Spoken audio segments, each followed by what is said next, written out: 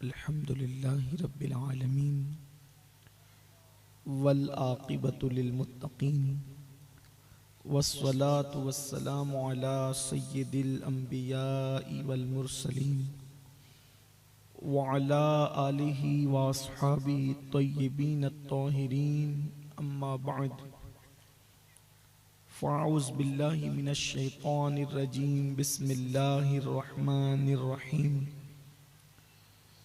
इन्नस समअ वल बसर वल फुआद कुल्लु उलाइका काना अन्हु मसऊला सदक़ल्लाहुल अज़ीम।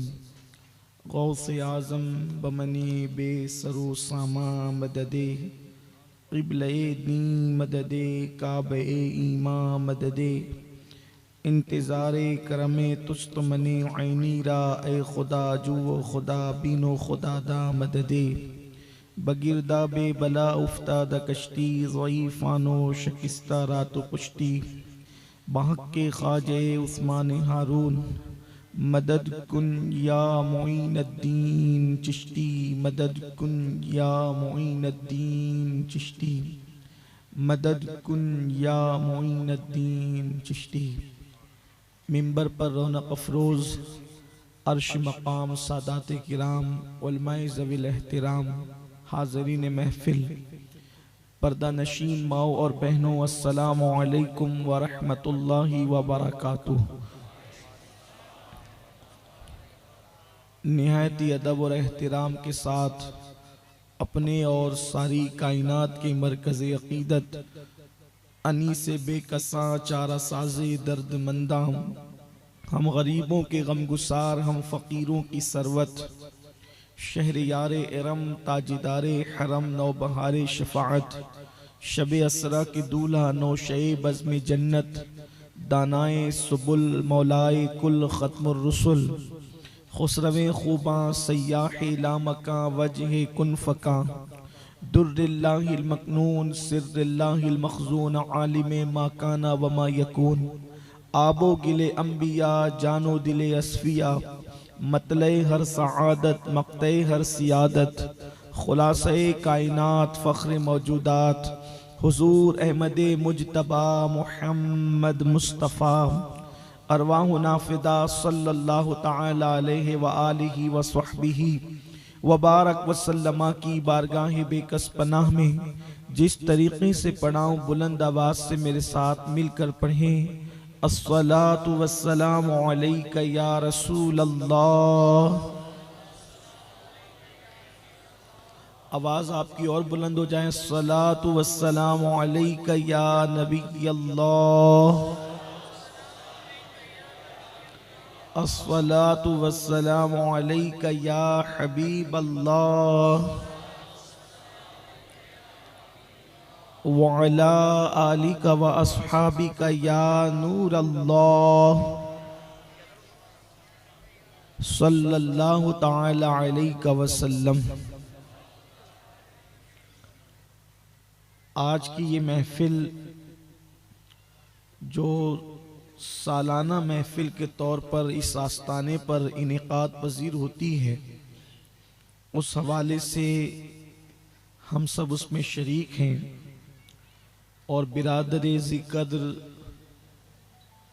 पीर सैयद ताज बापू साहब ने मुझे जिस उन्वान के मुतालिक हुक्म देकर पाबंद किया, मैंने उसी मुनासिबत से क़ुरान मुक़द्दस की एक आये करीमा की तिलावत करने का शरफ़ हासिल किया है। अल्लाह पाक की बारगाह में दुआ करता हूँ कि मेरा अल्लाह मुझे हक़ कहने और आप तमामी ख़वातीन व हज़रात को हक़ सुन कर उस पर अमल करने और उसे आम करने की तौफ़ीक़ अता फ़रमाए। सर्दी का मौसम है, बहुत देर तक कोई गुफ्तगू करना नामुनासिब समझता हूँ, लेकिन जो मेरे अहबाब खड़े हुए हैं अगर वो बैठ जाएंगे तो उनको भी राहत होगी और बाद में जो लोग आ रहे हैं उनके लिए भी राहत का सामान होगा।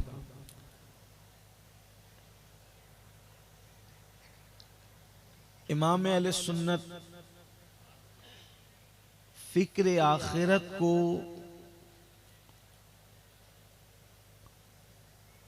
कौम के सुपुर्द करते हुए और आखिरत की फिक्र की जोत जगाते हुए यूं अर्ज करते हैं, राह पुरखार है क्या होना है, राह पुरखार है जो आखिरत की राह है, जिसकी तरफ मेरा और आपका सफर जारी है और सबका सफर जारी है। राह पुरखार है क्या होना है, पांव अफगार है क्या होना है। तेरे बीमार को मेरे ईसा गश लगातार है क्या होना है। दूर जाना है रहा दिन थोड़ा, दूर जाना है रहा दिन थोड़ा, कूच तैयार है क्या होना है। कूच तैयार है क्या होना है।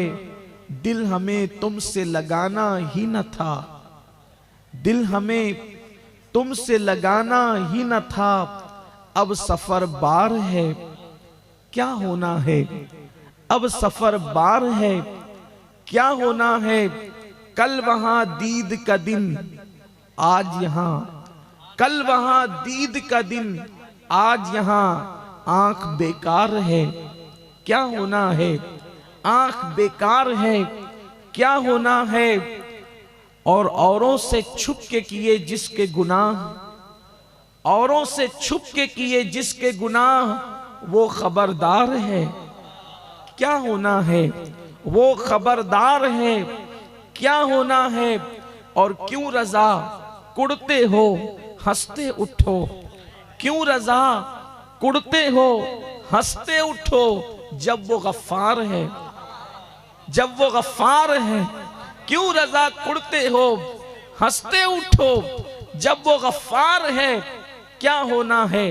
मैंने जिस आया करीमा की तिलावत की है, अल्लाह तबारक व तआला अपने बंदों को आखिरत का एक तसव्वुर अता फरमाते हुए, अल्लाह की किताब फिक्र आखिरत देते हुए, और आखिरत में अल्लाह तबारक व तआला अपने बंदों से किन किन बातों के मुतालिक सवाल फरमाएगा उसका तसव्वुर अता करते हुए, इसलिए कि आज हम हुजूर अकरम सल्लल्लाहु अलैहि वसल्लम के जाहिरी दौर से तकरीबन 1400 साल बल्कि 1450 साल दूर हो चुके हैं।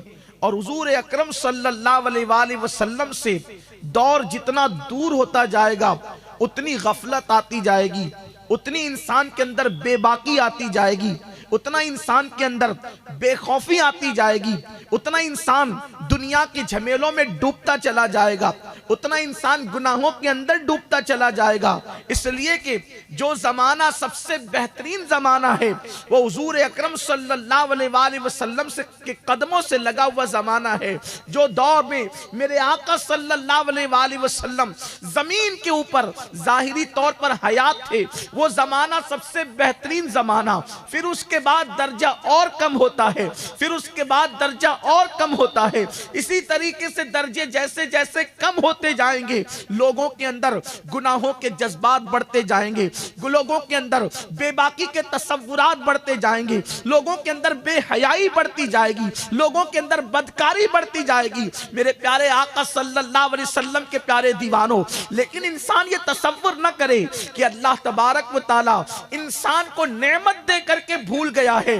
अच्छी तरह याद रखना, कुदरत ने इंसान को जो जो नेमत दी है वो नेमत देकर कुदरत भूल नहीं गई है। मेरा अल्लाह भूलने से पाक है। और अल्लाह का ऐलान है, अयहसबुल इंसानु अन युत्रका सुदा, क्या इंसान ये तसव्वुर करता है कि अल्लाह इंसान से हिसाब नहीं लेगा, इंसान से उसके आमाल के बारे में हिसाब लिया जाएगा।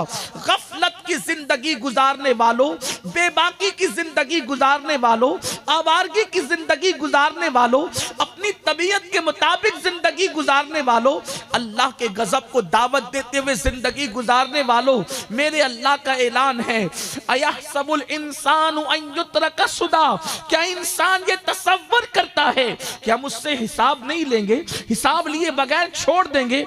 नहीं नहीं, इंसान से हिसाब लिया जाएगा। और कितना लिया जाएगा, कहां तक लिया जाएगा? तो कुरान कहता है, फमन यअमल मिस्काल ज़र्रतिन खैरन यरा व मन यअमल मिस्काल ज़र्रतिन शर्रन यरा। एक जर्रे के बराबर नेकी की होगी, अल्लाह उसे भी दिखाएगा, और एक जर्रे के बराबर बुराई की होगी, अल्लाह उसे भी दिखाएगा। अल्लाह ने ये नहीं फरमाया, यरा फरमाया ना, दिखाएंगे तुम्हारी नेकी तुम्हें क़यामत के दिन। थोड़ा तसव्वुर करें, क़यामत के दिन तुम्हारी नेकी तुम्हें दिखाएंगे, और क़यामत के दिन तुम्हारी बदी भी तुम्हें दिखाएंगे, क़यामत के दिन तुम्हारी बुराई भी तुम्हें दिखाएंगे। दिखाने के लिए कहा कि हम दिखाएंगे तुम्हें कि तुमने किया क्या था। बिला तमसील गौर कीजिए, अल्लाह न करे, हजार बार न करे, किसी बंदे ने चोरी की, किसी बंदे ने चोरी की, और चोरी करने के बाद उसको किसी ने देखा, और देखने के बाद फिर कहा, ऐ फुला तूने चोरी की, तो बोलो वो बंदा उतना शर्मिंदा नहीं होगा, वो बंदा उतना नादिम नहीं होगा, उस पर कोई असर उतना नहीं पड़ेगा। वो कह भी सकता है, आपके पास सबूत क्या है, आप झूठ बोल रहे हैं, आपके गवाह झूठ बोल रहे हैं, मैंने कोई चोरी नहीं की है, मैं चोर नहीं हूं, मैं नमाजी हूं, मैं नेक बंदा हूं, मैं अच्छा इंसान हूं।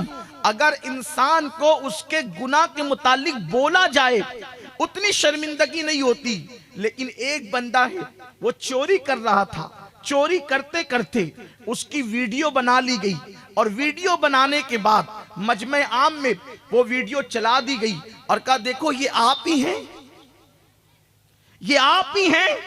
तो बताओ उस वक्त उस पर क्या गुजरेगी? कुछ बोला नहीं जा रहा है कि आप चोर हैं, कुछ बोला नहीं जा रहा है कि आप पापी हैं, वो वीडियो बनाई गई है, और वो वीडियो चल रही है लोगों के सामने, और कहा जा रहा है ये आप ही हैं।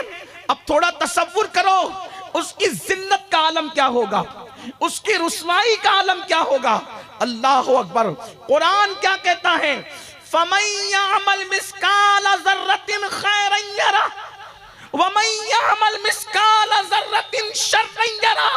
रात की तारीकियों में पाप करने वालों, रात के अंधेरे में पाप करने वालों, हराम लुक्मों को अपने पेट में डालने वालों, यतीमों का माल खाने वालों, अल्लाह के गजब को चैलेंज करने वालों, गुनाहों के हवाले से बेबाक हो जाने वालों, अकेले में गुनाह करके सफेद और कीमती लिबास पहनकर लोगों के दरमियान इज्जत बादार बनकर आने वालों, जरा सोचो तो सही। कुरान कहते वमन यअमल मिस्काल ज़र्रतिन शर्रन यरा, अगर तुमने जर्रे के बराबर एक बदी की होगी, एक पाप किया होगा, वो भी तुम्हें बता दिया जाएगा, दिखा दिया जाएगा, दिखाया जाएगा। कहीं ऐसा तो नहीं होगा पूरा मैदान महशर जमा होगा, अंबिया, औलिया, सहाबा, अक्ताब सब होंगे, और कुदरत का कैमरा, ये दुनिया का कैमरा नहीं, कुदरत का कैमरा चलाया जाएगा।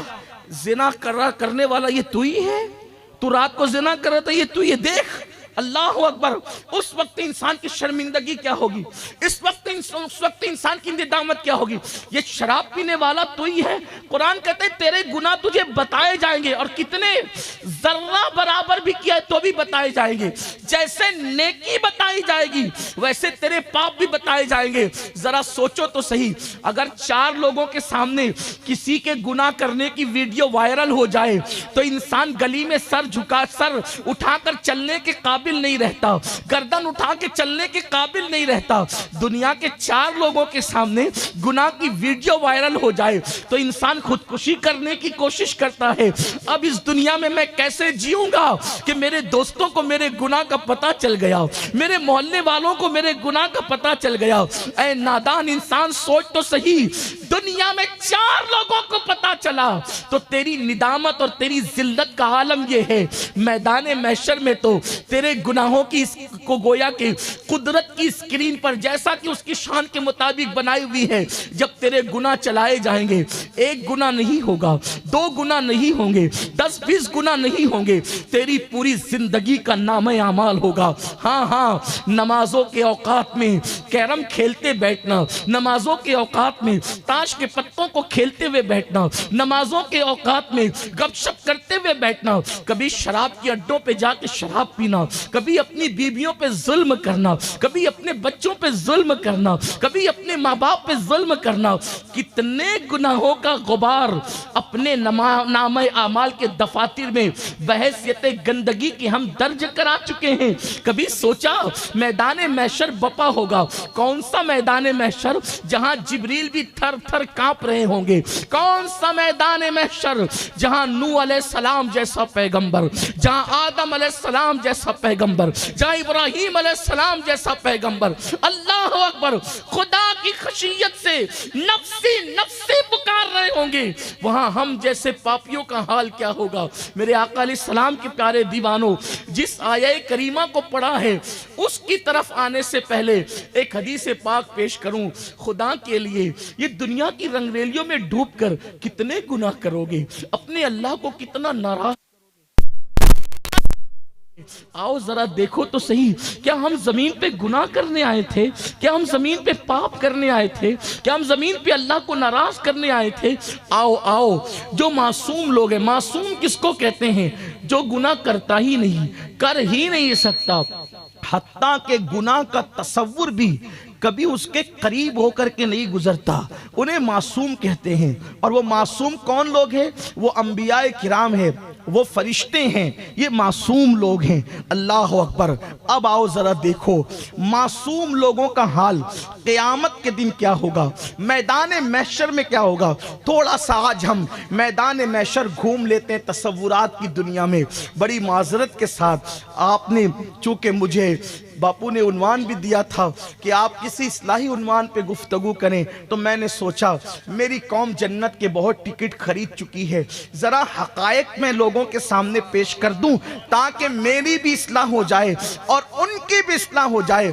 तवज्जो से सुनना, याद रखना, इस दुनिया में मैं भी और आप भी पहली और आखिरी मर्तबा आए हैं, ना इससे पहले हम दुनिया में कभी आए थे और ना अब इसके बाद दुनिया में आएंगे। फर्स्ट एंड लास्ट चांस है, यहाँ जो करना है कर लो, ये दुनिया ही पर आखिरत का इनिसार है।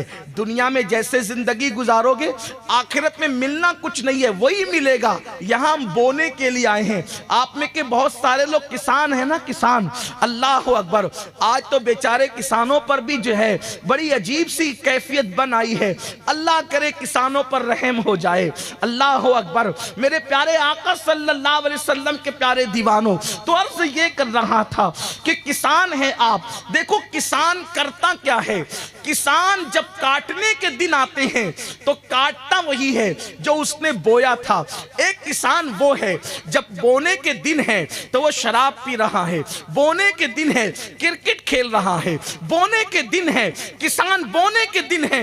बोने को आपके यहाँ क्या कहते हैं? फसल डालने को बोना ही कहते हैं। बोने के दिन है तो वो लड़कियों के साथ बदमस्तियां कर रहा है, पार्कों में घूम रहा है। बोने के दिन है मोबाइल पर गेम खेल रहा है। और उसके बाद बोने के दिन थे, मेहनत करने के दिन थे। बहुत सारे किसान सुबह को निकलते थे अंधेरे मुंह, झूठे मुंह, निहार मुंह, खाली पेट निकलते थे। सूरज निकलने से पहले निकलते थे और शाम के बाद घर लौटते थे। कभी हल चला रहे थे, कभी जो वो खेत जोत रहे थे, कभी बीज बो रहे थे। सर का पसीना पैर को आ रहा था। ये बैठा बैठा मजाक उड़ा रहा था, ये देखो बेवकूफ को, बड़ी मेहनत इसको पढ़ने लगी है, बड़ी मेहनत इसको सुझाई दे रही है। मैं तो देखो कैसे मजे ले रहा हूँ, जिंदगी का लुत्फ मैं ले रहा हूँ, जिंदगी का लुत्फ मैं ले रहा हूँ। देखो मैं तो मोबाइल पे गेम खेल रहा हूँ, मैं तो यूट्यूब पर ये देख रहा हूँ, मैं तो वो कर रहा हूँ, मैं तो रंगरेलियां कर रहा हूँ। ये सब कुछ करेगा वो बेचारा किसान, कुछ कहेगा नहीं।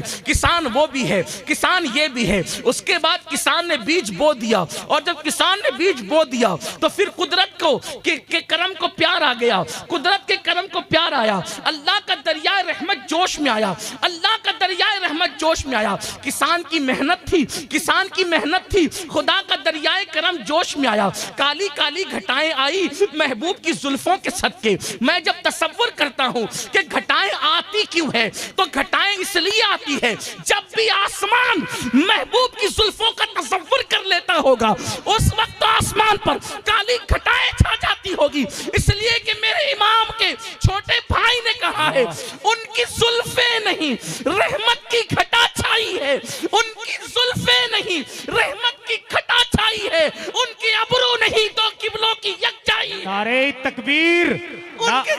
उनकी अबरू नहीं तो किबलों की यकजाई है। जब मैं कायनात को इश्क की निगाह से तसव्वुर में देखता हूं तो मैं सोचता हूं सुबह क्यों होती है, तो फिर मुझे ख्याल आता है कि जब कायनात के अंदर जो है वो मुस्तफा जान रहमत के चेहरे का तसव्वुर कर लिया जाता है तो जमीन पे सुबह आती है, और जब जुल्फे मुस्तफा का तसव्वुर कर लिया जाता है तो फिर रात आ जाती है। मुस्तफा के जो है वो रुखे अनवर का तसव्वुर, रुखसार का तसव्वुर किया जाता है तो फिर शफक खिल जाती है, उफक पर शफक खिल जाती है, और फिर उनके रात में उम्मत के गम में रोने वाले आंसू का जब तसव्वुर किया जाता है तो आसमान पर सितारे झिलमिलाने लगते हैं।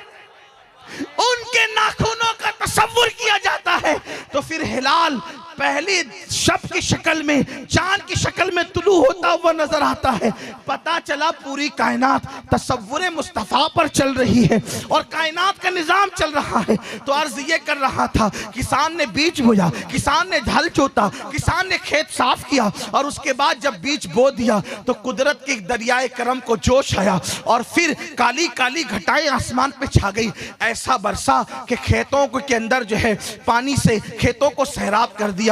फिर उसके बाद वो मेहनती किसान मेहनत करके अल्लाह के करम पर अब उसने गोया कि अपनी नाव को छोड़ दिया। और फिर चंद दिन गुजरे थे कि नन्ही सी कोपलें उठनी शुरू हुई, और उसके बाद देखते ही देखते सिया खेत हरे खेत में तब्दील हो गया। फिर उस पर जो है ऐसी फसल आई।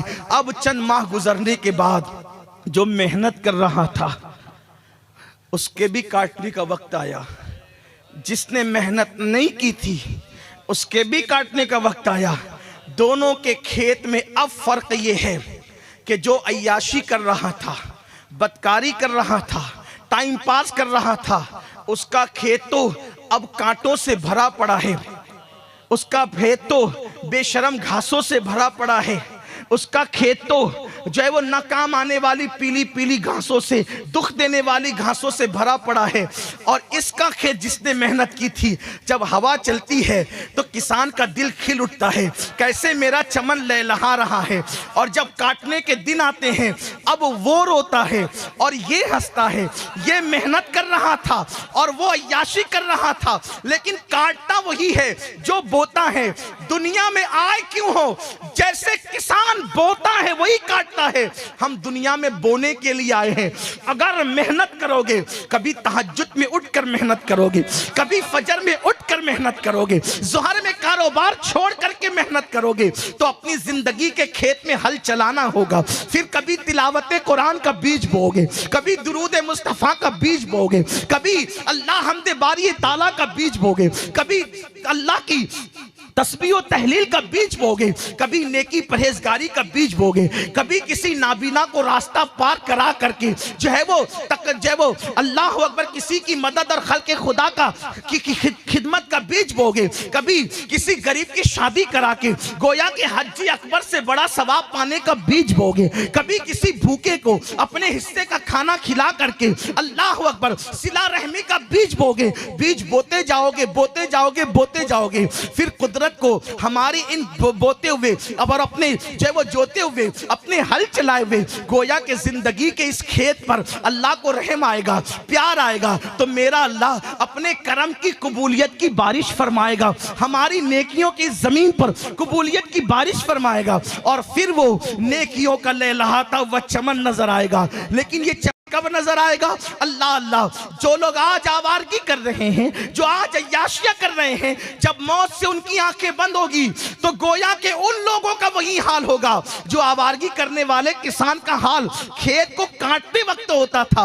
और जिन लोगों ने दुनिया में मेहनत की होगी, मौत के वक्त उनकी खुशियों का हाल वो होगा जैसे लहलहाते हुए खेत के वक्त किसान की खुशियों का हाल होता है। इसीलिए तो मरने वाले दो किस्म के लोग होते हैं, जब मौत का फरिश्ता देखते हैं तो रोने लगते हैं, और दूसरे वो होते हैं जो मौत का फरिश्ता देखते हैं तो लबों पर मुस्कुराहट आ जाती है। वो कफन में भी मुस्कुराते हैं, जनाजे में भी मुस्कुराते हैं, कब्र में भी मुस्कुराते हैं। क्यों मुस्कुरा रहे थे? क्योंकि नेकी की खेतियां देख करके, लहलहाता हुआ चमन देखकर होठों पे मुस्कुराहट आई। दुनिया की मेरी मेहनत जाए नहीं हुई, जो मैं सुबह को उठकर फजर में मस्जिद जाता था। आज मेरी वो खेती का चमन लहलहा रहा है, लोगों की मदद करता था, नेकियों का चमन लहलहा रहा है। तो वो रोते हुए आया था और मुस्कुराते हुए जाता है। लेकिन वो बंदा जिसने दुनिया के अंदर आवारगी किया, खेलकूद में मसरूफ रहा, तो फिर वो रोते हुए आया था, रोते हुए जाता है। तो ये दुनिया में वही मिलेगा, दुनिया में जो बोगे आखिरत में। मेरे आका फरमाते हैं दुनिया मज़रातुल आखिरा, दुनिया आखिरत की खेती है, जो बोगे वही काटोगे। क्या बो रहे हो? क्या बो रहे हो? नफरतों के बीच? क्या बो रहे हो? बुग़्ज़ अदावत के बीच?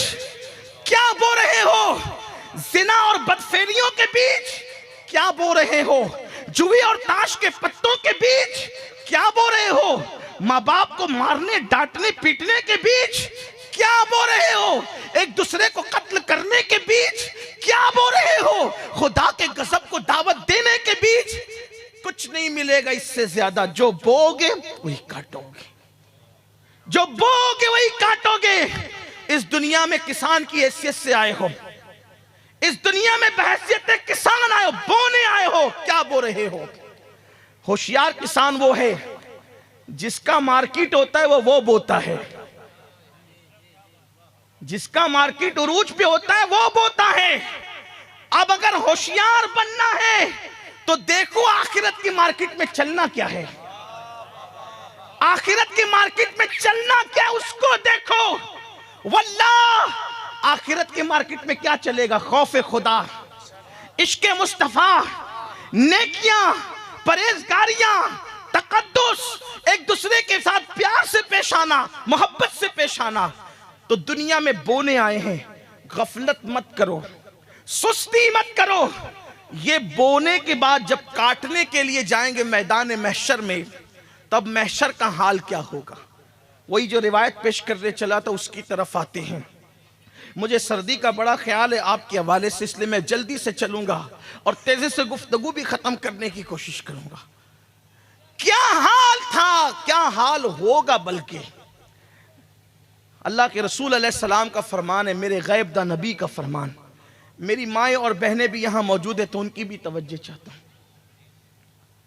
और उनसे भी चाहता हूँ कि गौर से सुने, क्योंकि औरतों को भी कपड़ों का शौक रह गया, जेवर का शौक रह गया, दुनिया की ऐश परस्ती का शौक रह गया। उनके दिल में भी अब वो सैयदा फातिमा वाली फिक्र न रही, अम्मा आयशा वाली फिक्र न रही।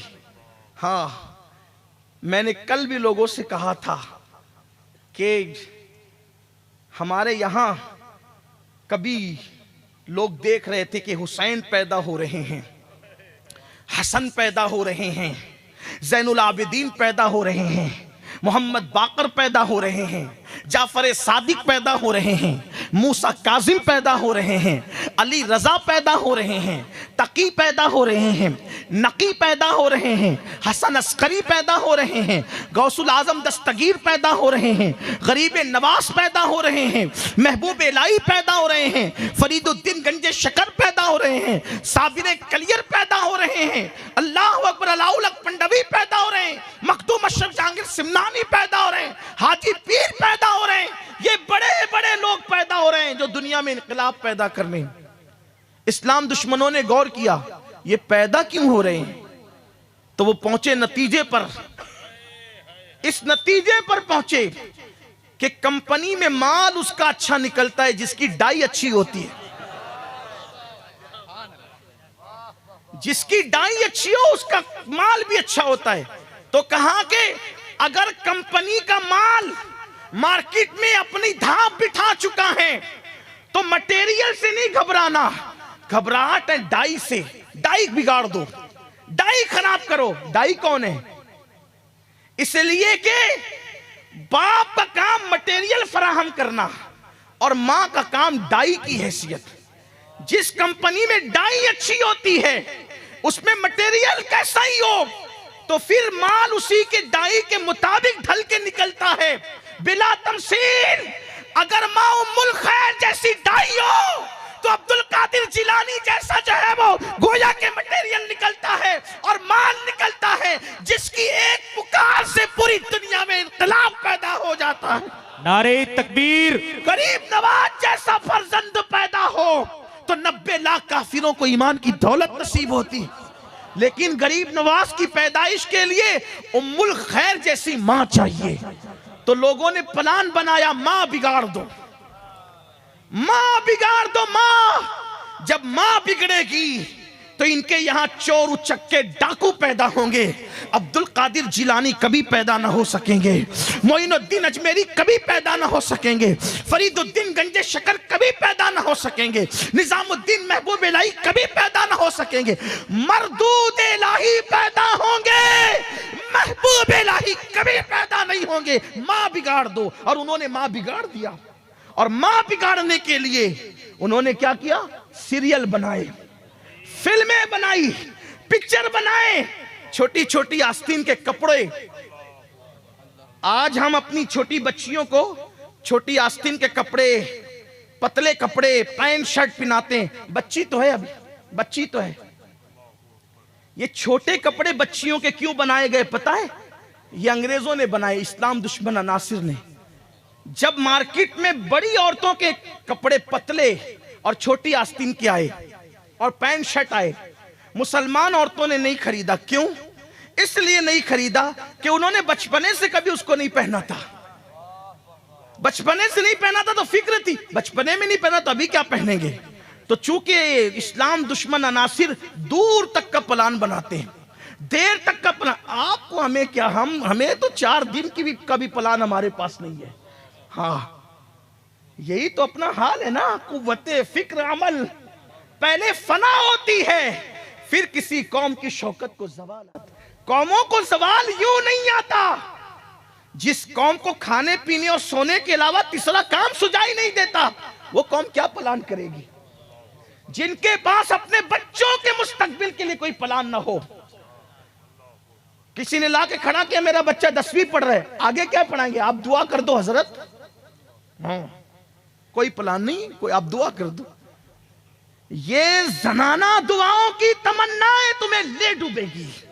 आप दुआ कर दो, सब काम दुआ से होते हैं। वल्लाह किसी की दुआ मुस्तफा जाने रहमत की दुआ की हैसियत इख्तियार नहीं कर सकती। मुस्तफा जाने रहमत खुद दुआ करने वाले भी थे, जाने दुआ भी थे, शाने दुआ भी थे। बल्कि यूं कहूं, हमारी दुआएं बाबे जाबते इलाही को ढूंढती है और बाबे जाबते इलाही मुस्तफा जाने रहमत की दुआओं को ढूंढता है। कहते, मेरे इमाम कहते हैं, इनायत का जोड़ा, इजाबत का सेहरा, दुल्हन बन के निकली दुआएं मोहम्मद। इजाबत ने झुककर गले से लगाया बड़ी नाज से जब दुआएं। जिसकी दुआ को झुककर इजाबत गले से लगाए, झुककर, ये जरा झुककर का अंदाज भी तो कोई मुलाहिजा कर। जिसकी दुआओं के लिए इजाबत झुक जाए वो है मुस्तफा जाने रहमत की दुआ, वो है मेरे नबी की दुआ। लेकिन हुजूर ने हर काम दुआ से नहीं किया और बता दिया कि सब काम दुआ से नहीं होते। किसी काम के लिए अमीर हमजा का कलेजा भी चबवाना पड़ता है। किसी काम के लिए खालिद इब्ने वलीद को खतरात में उतारना पड़ता है, किसी काम के लिए अल्लाह अकबर मुसअब इब्ने उमैर को बेगौरो कफन दफन करना पड़ता है, किसी काम के लिए खुद के दंदान भी शहीद करवाने पड़ते हैं, किसी काम के लिए वतन को छोड़ना भी पड़ता है। सब दुआ से नहीं होते। जब नबी सब दुआ से नहीं करते और तुम सब दुआ से करने लगे हो। खुद फरेबी का शिकार मत हो। और मेरे जैसे कुछ पीर लोग जो आ जाते हैं ना, जिन्हें कुछ आए ना जाए, अलीफ का भाला नहीं आए, वो कहते हैं कि अरे जा, मैंने तेरे सर पे हाथ रख दिया सब हो जाए। ये सर पे हाथ रखने से सब नहीं होता। हाँ, बुरा लगे तो माफ कर देना, वरना हुजूर का हाथ यदुल्लाह था। हुजूर का हाथ यदुल्लाह, अल्लाह का हाथ था वो। लेकिन हुजूर ने ये नहीं कहा मैंने सर पे रख दिया जा सब हो जाएगा, नहीं, बल्कि कहा जो हाथ सर पे रखने से होता है वो हाथ सर पे रखने से होगा, और जो मैदान अमल में जाने से होता है वो मैदान अमल में जाने से होगा। वरना वल्लाह मेरे नबी का हाथ इस काबिल था, सर पे हाथ रख दिया तो सब मिल जाता। लेकिन हुजूर सिर्फ मोजिजा दिखाने नहीं आए थे, हकायक के साथ हमें जिंदगी का शऊर देने आए थे। अगर हुजूर इस सर पे हाथ रख के सारे काम बना देते तो हर गद्दी में बैठने वाला कहता हुजूर ने बना दिया मैं भी बना दूंगा। लेकिन हुजूर ने कहा नहीं, जब मैं हर काम सर पे हाथ रख के नहीं बनाता, हालांकि बना सकता हूं लेकिन फिर भी नहीं बनाता, तो तुम भी मैदान अमल में उतरो। क्या प्लान है बच्चों के लिए? जैसे तुम गुलामी कर रहे हो तो तुम्हारे बच्चे भी गुलामी करेंगे। तुम खेतों में बैलों के पीछे हल चला रहे हो तो तुम्हारे बच्चे भी हल चलाएंगे। कुछ तो सोचो अपने बच्चों के मुस्तकबिल का। एक दिन में गुटखा खा खा कर कहीं 100 रुपए का थूकने वालों, कहीं कहीं 100 रुपए की सिगरेट को आग लगाने वालों, शादियों के मौके पर डीजे पर और गुनाहों पर और मुजरों में पैसे उड़ाने वालों, कभी यह भी सोचा कि हमें अपने बच्चों को कुछ पढ़ाना भी है? इतनी बड़ी जमीन, कच्छ की जमीन, कच्छ की जमीन, इतना अजीम साहिल समंदर के पूरे इंडिया में कोई इसका मुकाबिल नहीं है। वहां के बसने वाले मुसलमानों की अक्सरियत जाहिल हो, कितना बड़ा अफसोस है। अपने बच्चों को तालीम की तरफ बुलाओ और खुद तालीम की तरफ पढ़ो लिखो। वरना मैं पेशिन गोई नहीं कर रहा हूं, ये बुजुर्गों के तजुर्बात। अगर अपनी औलाद को नहीं पढ़ाओगे तो तुम्हारे बच्चे टॉयलेट साफ करने के काम के भी नहीं रह जाएंगे। हाँ, इसलिए थोड़ा खाओ। साल में 4 लिबास पहनने की, नए पहनने की बजाय एक ही पहनो। अपने बच्चों को आला एजुकेशन अहद करो। आज सिर्फ हमारे यहां मदरसे में पढ़ाना इबादत नहीं है। जहां मदरसे में पढ़ाना इबादत है, इस सोच के साथ कि मेरा बच्चा कौम को ऊपर ले जाए, कॉलेज और यूनिवर्सिटी में पढ़ाने वाले बाप को भी अल्लाह इबादत का सवाब अता फरमाए। हमारा मजहब दकियानुसियत वाला मजहब नहीं है।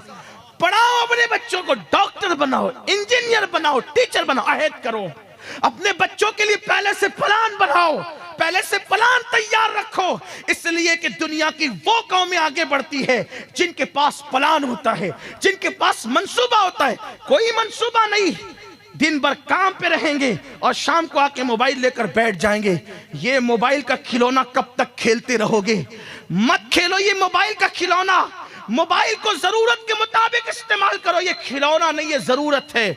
और जरूरत को देखो, जरूरत को जरूरत के तौर पे इस्तेमाल करना चाहिए।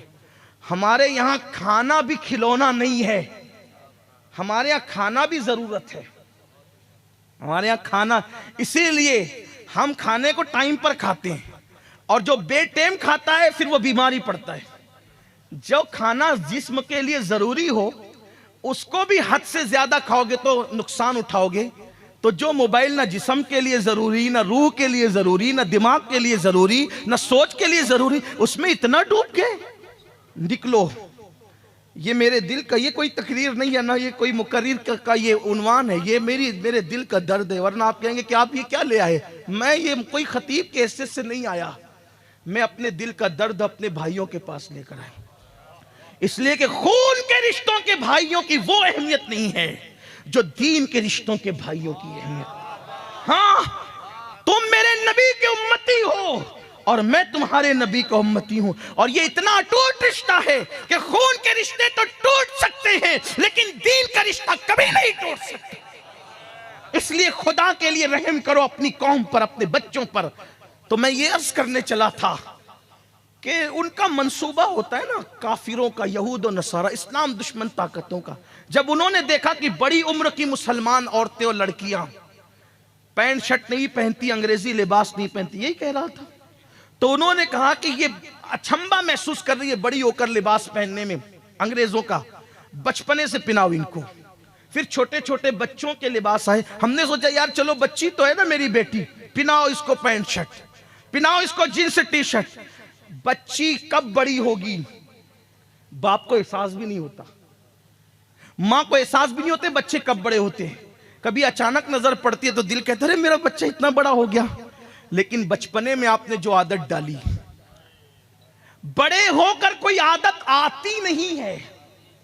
यह बात ध्यान रखना इस जुमले पर, बड़े होकर कोई आदत आती नहीं है। जो बचपने में आ जाती है वो उसमें इंप्रूव होती है, वो उसमें ऐड नहीं होती, बल्कि जो अंदर थी वो गोया कि अगर चिंगारी थी तो शोला बन जाती है। अब बचपने में क्या दे रहे हो ये देखो, बचपने में क्या दे रहे हो ये देखो। इसलिए कि जब तक के पौधा नरम होता है, इधर झुका ले, इधर झुका ले, इधर झुका ले, इधर झुका ले, जिधर चाहे झुका ले या सीधा रखें, आपके इख्तियार में है। जिस दिन तरावर दरख्त बन गया आपका इख्तियार नहीं चलेगा। बच्चे जब तक छोटे हैं उस वक्त तक के जो चाहो बना लो, चाहे वली बनाओ चाहे शैतान बनाओ, चाहे चोर बनाओ चाहे पाक दामन बनाओ, चाहे इबादत गुजार बनाओ चाहे बदकार बनाओ। आप देखते बाबा फरीद की मां ने बड़े होने के बाद मेहनत नहीं की, 4 साल के फरीदुद्दीन पर मेहनत की। हजरत निजामुद्दीन औलिया की अम्मी ने बड़े होने के बाद मेहनत नहीं की, बचपने में मेहनत की। गौसे पाक की अम्मी ने ये जो नसीहत की ना, कभी झूठ नहीं बोलना, वो बड़े होने के बाद का वाकया नहीं है, वो बचपने का वाकया है। बचपने में जो डाल सकते हो डाल दो। इसीलिए तो मेरे आका ने फरमाया अपने बच्चों को 3 बातें सिखाओ, अपने बच्चों को 3 बातें बचपने में सिखा दो। पहली बात तुम्हारे नबी की मोहब्बत, नबी के अहले बैत की मोहब्बत और कुरान की तालीम उनको दे दो। ये 3 बातें पिला दो। अब जब वो जवान होगा, परवान चढ़ेगा, तो अल्लाह अकबर, जैसे जैसे जवान होता जाएगा इश्क रसूल में इजाफा होता जाएगा, मोहब्बत रसूल में इजाफा होता जाएगा। इश्क रसूल ईमान को मजबूत करेगा और इश्क अहले बैत ईमान को बचाएगा। देखो ईमान की मजबूती के लिए नबी के इश्क की तरफ बुलाया और ईमान को बचाने के लिए अहले बैत की मोहब्बत की तरफ बुलाया। जब दोनों मोहब्बतें जमा हो गई तो कहा अब कुरान पे अमल कर, तू यहां भी कामयाब रहेगा वहां भी कामयाब रहेगा। सुभान अल्लाह, सुभान अल्लाह, वाह। ये है तो मंसूबे थे बच्चियों को अंग्रेजी कपड़े पहनाने के लिए। अल्लाह अकबर, हमारी बच्चियां जब नन्ही सी बच्चियां होती थी तो उनको बताया जाता था सैयदा फातिमा का बचपना कैसा था, अम्मा आयशा सिद्दीका की जिंदगी कैसी थी, माँ खदीजतुल कुबरा की जिंदगी कैसे। बच्चियों को ये बताया जा। अब तो कुछ भी नहीं, माँ को खुद नहीं पता कि खदीजा कौन है। हमारी पहली उम्मुल मोमिनीन जो मोहसिना इस्लाम है, इस्लाम की मोहसिना है। हाँ, नबी पर उस वक्त जब सर जख्मी हो जाता तो पट्टी बांधने के लिए कपड़ा नहीं होता था, तो सैयदा खदीजा अपने दुपट्टे को फाड़ कर हुजूर को पट्टी बांधती थी। मैं तो जब सैयदा खदीजा का जिक्र करने लगता हूँ या सोचने लगता हूँ तो मैं सोचता हूँ उस माँ का मर्तबा कौन जान सकता है जिसकी बेटी सैयदा फातिमतुज़ ज़हरा है। फातिमा जैसी जिसकी बेटी हो, वो माँ का मर्तबा क्या होगा। बल्कि एक बात कहूं, सैयदा खदीजा का मर्तबा पेश करने के लिए एक बात कहता हूं, अगर किसी के दिल में उतरे तो अल्लाह करे उतर जाए और वो मुकद्दस मां की हम मोतकीद हो जाएं। देखो फातिमा वो है ना, फातिमा वो है जो पुलसरात से गुजरे तो अर्श से निदा आए, नबी की बेटी फातिमा पुलसरात से गुजर रही है। मैशर वालों अपनी नजरें झुका लो, बार बार सुनाए, तकरार के तौर पे नहीं, असल उन्वान की तरफ आने के लिए तमहीद के तौर पे। जिसके लिए मैशर वालों की गर्दन झुकेगी वो कौन है? सैयदा फातिमा। नबी जिसके लिए उठकर खड़े होते हैं वो कौन है? सैयदा फातिमा। फिदा की उम्मी व अबी या फातिमा जिसके लिए कहते हैं वो कौन है? सैयदा फातिमा। बदा तो मिन्नी जिसके लिए कहते हैं वो कौन है? सैयदा फातिमा। जिगर का टुकड़ा है वो कौन है? सैयदा फातिमा। जन्नत में सबसे पहले जाने वाली ऐसी खातून जो सवारी पे बैठकर जन्नत में जाएगी, जिसकी नकेल हजरत मरियम की, जिसकी सवारी की नकेल मरियम कुबरा के हाथ में होगी, वो कौन है? सैयदा फातिमा। अल्लाह अकबर। अब अंदाजा करें, सैयदा फातिमा वो हैं कि जिसके कदमों के नीचे, जिसके कदमों के नीचे, जिसके कदमों के नीचे, तवज्जो, जिसके कदमों के नीचे नौजवानाने जन्नत के सरदार की जन्नत हो, सरदाराने जन्नत की जन्नत, सरदाराने जन्नत की जन्नत जिसके कदमों में हो उसे फातिमा कहते हैं। और फातिमा की जन्नत जिसके कदमों में हो उसे खदीजतुल कुबरा के। वाह वाह वाह, नारे तकबीर, नारे रिसालत, सैयदा ज़हरा, सैयदा ज़हरा। अल जन्नतो तहत अक़दामिल उम्महातिकुम, तुम्हारी माओ के कदमों के नीचे तुम्हारी जन्नत। उस खदीजा की मैं मनकबत क्या बयान करूं, लेकिन हमारी कौम की बच्चियों को पता ही नहीं है कि वो सैयदा खदीजा कौन है। नहीं पता है, कभी नहीं। हीरोइन कौन है, कौन सी अदाकारा, किस खानदान से, सब पता है। नबी की पहली ज़ौजा, नबी की पहली ज़ौजे पाक। और एक बात बताऊं, नबी की पहली शरीके हयात। अब तवज्जो आपकी, नबी की पहली शरीके हयात। शरीके हयात का मतलब जब तक हयात है तब तक शरीक। मेरी और आपकी हयात हमेशा नहीं, इसलिए हमारी बीबियां शरीक हैं, मरने के बाद फरीक है। लेकिन नबी की हयात की कोई मुद्दत नहीं है। फनबी जुल्लाए हय्युन, अल्लाह का नबी अल्लाह की अता से हमेशा जिंदा है। तो जैसे वो कल शरीक थी वैसे आज भी शरीक। ये नबी की शरीके हयात, नबी की शरीके हयात। इसीलिए नबी की बीबियों को आज तक हम बीबियां ही कहते हैं। औरों की बीबियों को मरने के बाद बेवा कहते हैं, लेकिन हम नबी की बेवाएं नहीं कहते, कह भी नहीं सकते, बीबियां ही कहते हैं। उनको होश आना चाहिए जो कहते हैं नबी मर के मिट्टी में मिल गए। जब मिट्टी में मिल गए तो फिर ये बीबियां कैसे रही? क्योंकि मिट्टी में मिल जाने वालों की बीबियां बीबियां नहीं बल्कि बेवा रहती है। तो मेरे नबी की बीबियां अब भी बीबियां हैं। तो ये बीबियां बता रही है कि जब बीबियां बीबियां हैं तो वो मरे नहीं हैं, बल्कि तू जिंदा है वल्लाह, तू जिंदा है वल्लाह, मेरे चश्मे आलम से छुप जाने वाले। ये एक अलग सा उन्वान है, लेकिन बात ये कहने चला था, मंसूबा बड़ा खतरनाक है। बच्चियों को बिगाड़ो, बेटियों को। इसलिए कार्टून आ रहे हैं छोटे छोटे बच्चियों के, बल्कि मुझे ये कहते हुए शर्म आती है लेकिन मैं मजबूर हूं। 6-6, 7-7 साल की बच्चियों को सीरियलों में जिना करते बताया जा रहा है। हम गाफिल हैं, हमने मोबाइल दे दिया बेटियों को, बेटों को, सबको दे दिया। खुदा के लिए रहम करो अपने हाल पे। मां बिगड़ेगी ना, मां का पेट कुमार की आवे की तरह है। कुमार का चक्का सही चलेगा ना चक्का, तो बर्तन सही तरतीब पाएंगे। और जब चक्का खराब हो जाएगा ना तो फिर बर्तन सही नहीं हो सकते। तो कुमार की सारी फनकारी मुनहसिर है उस चक्के पर, वैसे ही हमारी नस्लों का इन्हिसार है मां पर। मां पर, मां मत बिगड़ने दो। और लोग मां को बिगाड़ना चाहते हैं। आज फिर किरदार फातिमा जिंदा करो। बल्कि एक बात आपको बताऊं, जितनी सैयदा फातिमा की नस्ल में अच्छी अच्छी हस्तियां हुई, किसी औरत की नस्ल में नहीं। उठा ले तारीख, पढ़ लें आप। जन्नती जवानों के सरदार 2 हैं, एक इमाम हसन, एक इमाम हुसैन, दोनों फातिमा ज़हरा के बेटे। अइम्मा अहले बैत, अइम्मा अहले बैत, उनके बाद अगर आप गिने तो 9 हैं, और वो सब 9 के 9 सैयदा फातिमा के बेटे। गौसियत कुबरा पर फाइज, जिसके हाथ से कयामत तक विलायत बटेगी, वो शेख अब्दुल कादिर जिलानी, वो भी सैयदा फातिमा के बेटे। हिंद के कुफरिस्तान में ईमान का नूर फैलाने वाला सैयदा फातिमा का बेटा। उजड़ी हुई दिल्ली को फिर से दुल्हन बनाने वाला निजामुद्दीन सैयदा फातिमा का बेटा।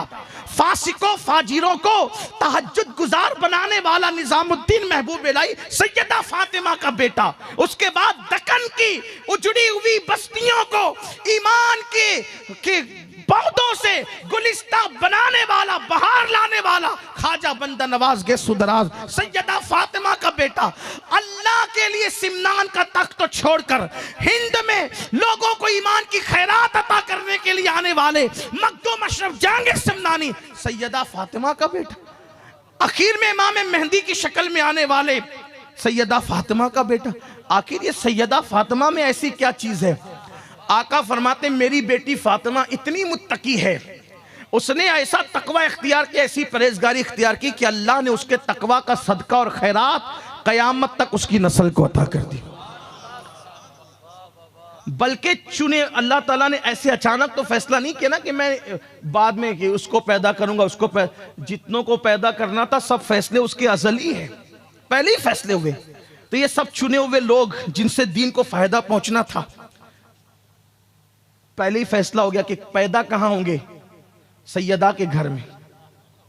बल्कि हैरत है कि गौसे पाक की विलादत से पहले सैयदा के घर में यह फैसला हो रहा है कि शेख अब्दुल कादिर जिलानी ने पैदा कहां होना है।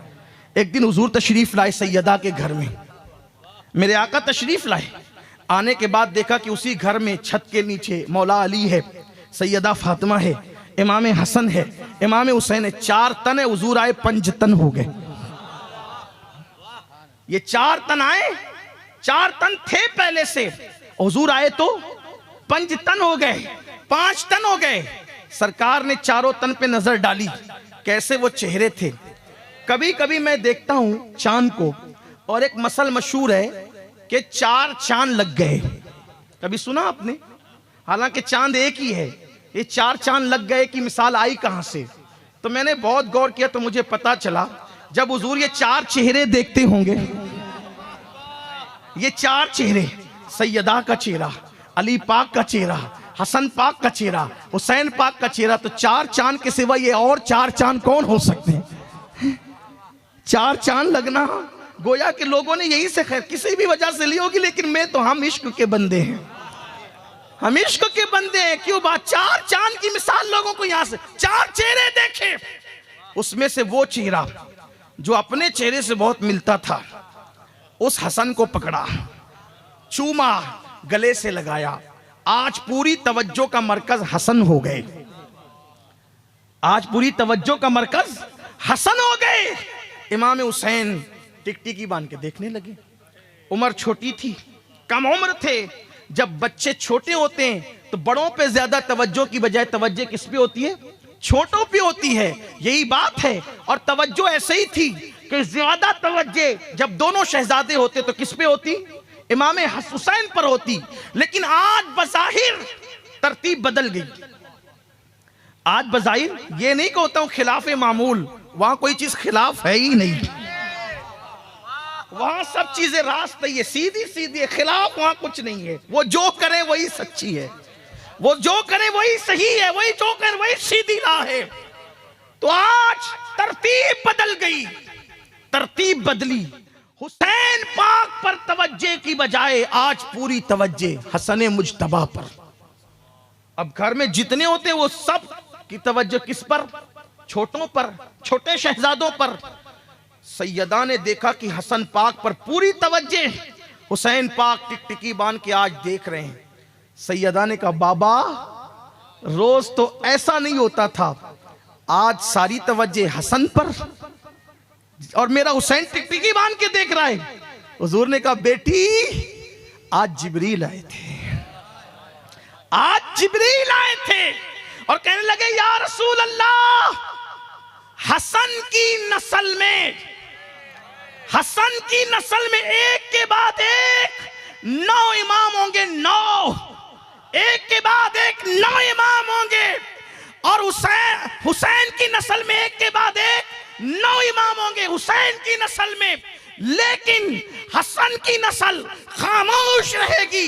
मगर फिर एक ऐसा पैदा होगा, एक ऐसा पैदा होगा उन 9 के बाद जो मकाम आपको अल्लाह ने नबियों में अता फरमाया है, वो मकाम उसको अल्लाह वलियों में अता फरमाएगा और उसी के हाथों विलायत बटेगी। वो गैसियत कुबरा के मनसब पे फाइज होगा जब वो कहेगा बगदाद के मिंबर से मेरा ये कदम हर वली की गर्दन पर है, तो सब उसके लिए गर्दन झुका देंगे। उसको दुनिया अब्दुल कादिर जिलानी कहेगी, फातिमा मेरे हसन की नस्ल में ऐसा बच्चा पैदा होने वाला है, इसीलिए उस बच्चे को आज मैं हसन के जरिए से प्यार अता कर रहा हूं, मोहब्बत अता कर रहा हूं। ये फैसले पहले हुए हैं, ये फैसले पहले हुए हैं। अगरचे कोई कहे कि ये रिवायतें तो ज़ईफ है, लेकिन रिवायतों का ज़ोफ फजाइले अमाल में तो मकबूल होता है ना।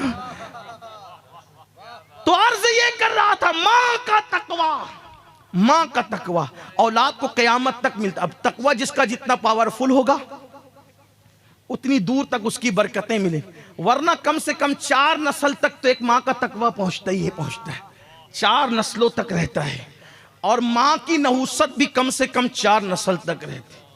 हदीस पाक में इसीलिए तो आया, मेरे आका अलैहिस्सलाम फरमाते हैं कभी झूठी कसम मत खाना, कभी झूठी कसम मत खाना। आका फरमाते हैं जो अल्लाह ने फरमाया जो झूठी कसम खाएगा मैं क़यामत तक उसकी नस्ल पे लानत करूंगा। एक झूठी कसम से क़यामत तक नहुसत बरसती है नस्लों पर, नस्लें परेशान रहती है। आप अंदाजा फरमाए जिन्हें ना नमाज का पता, ना दीन का पता, ना धर्म का पता, क्या जिंदगी है।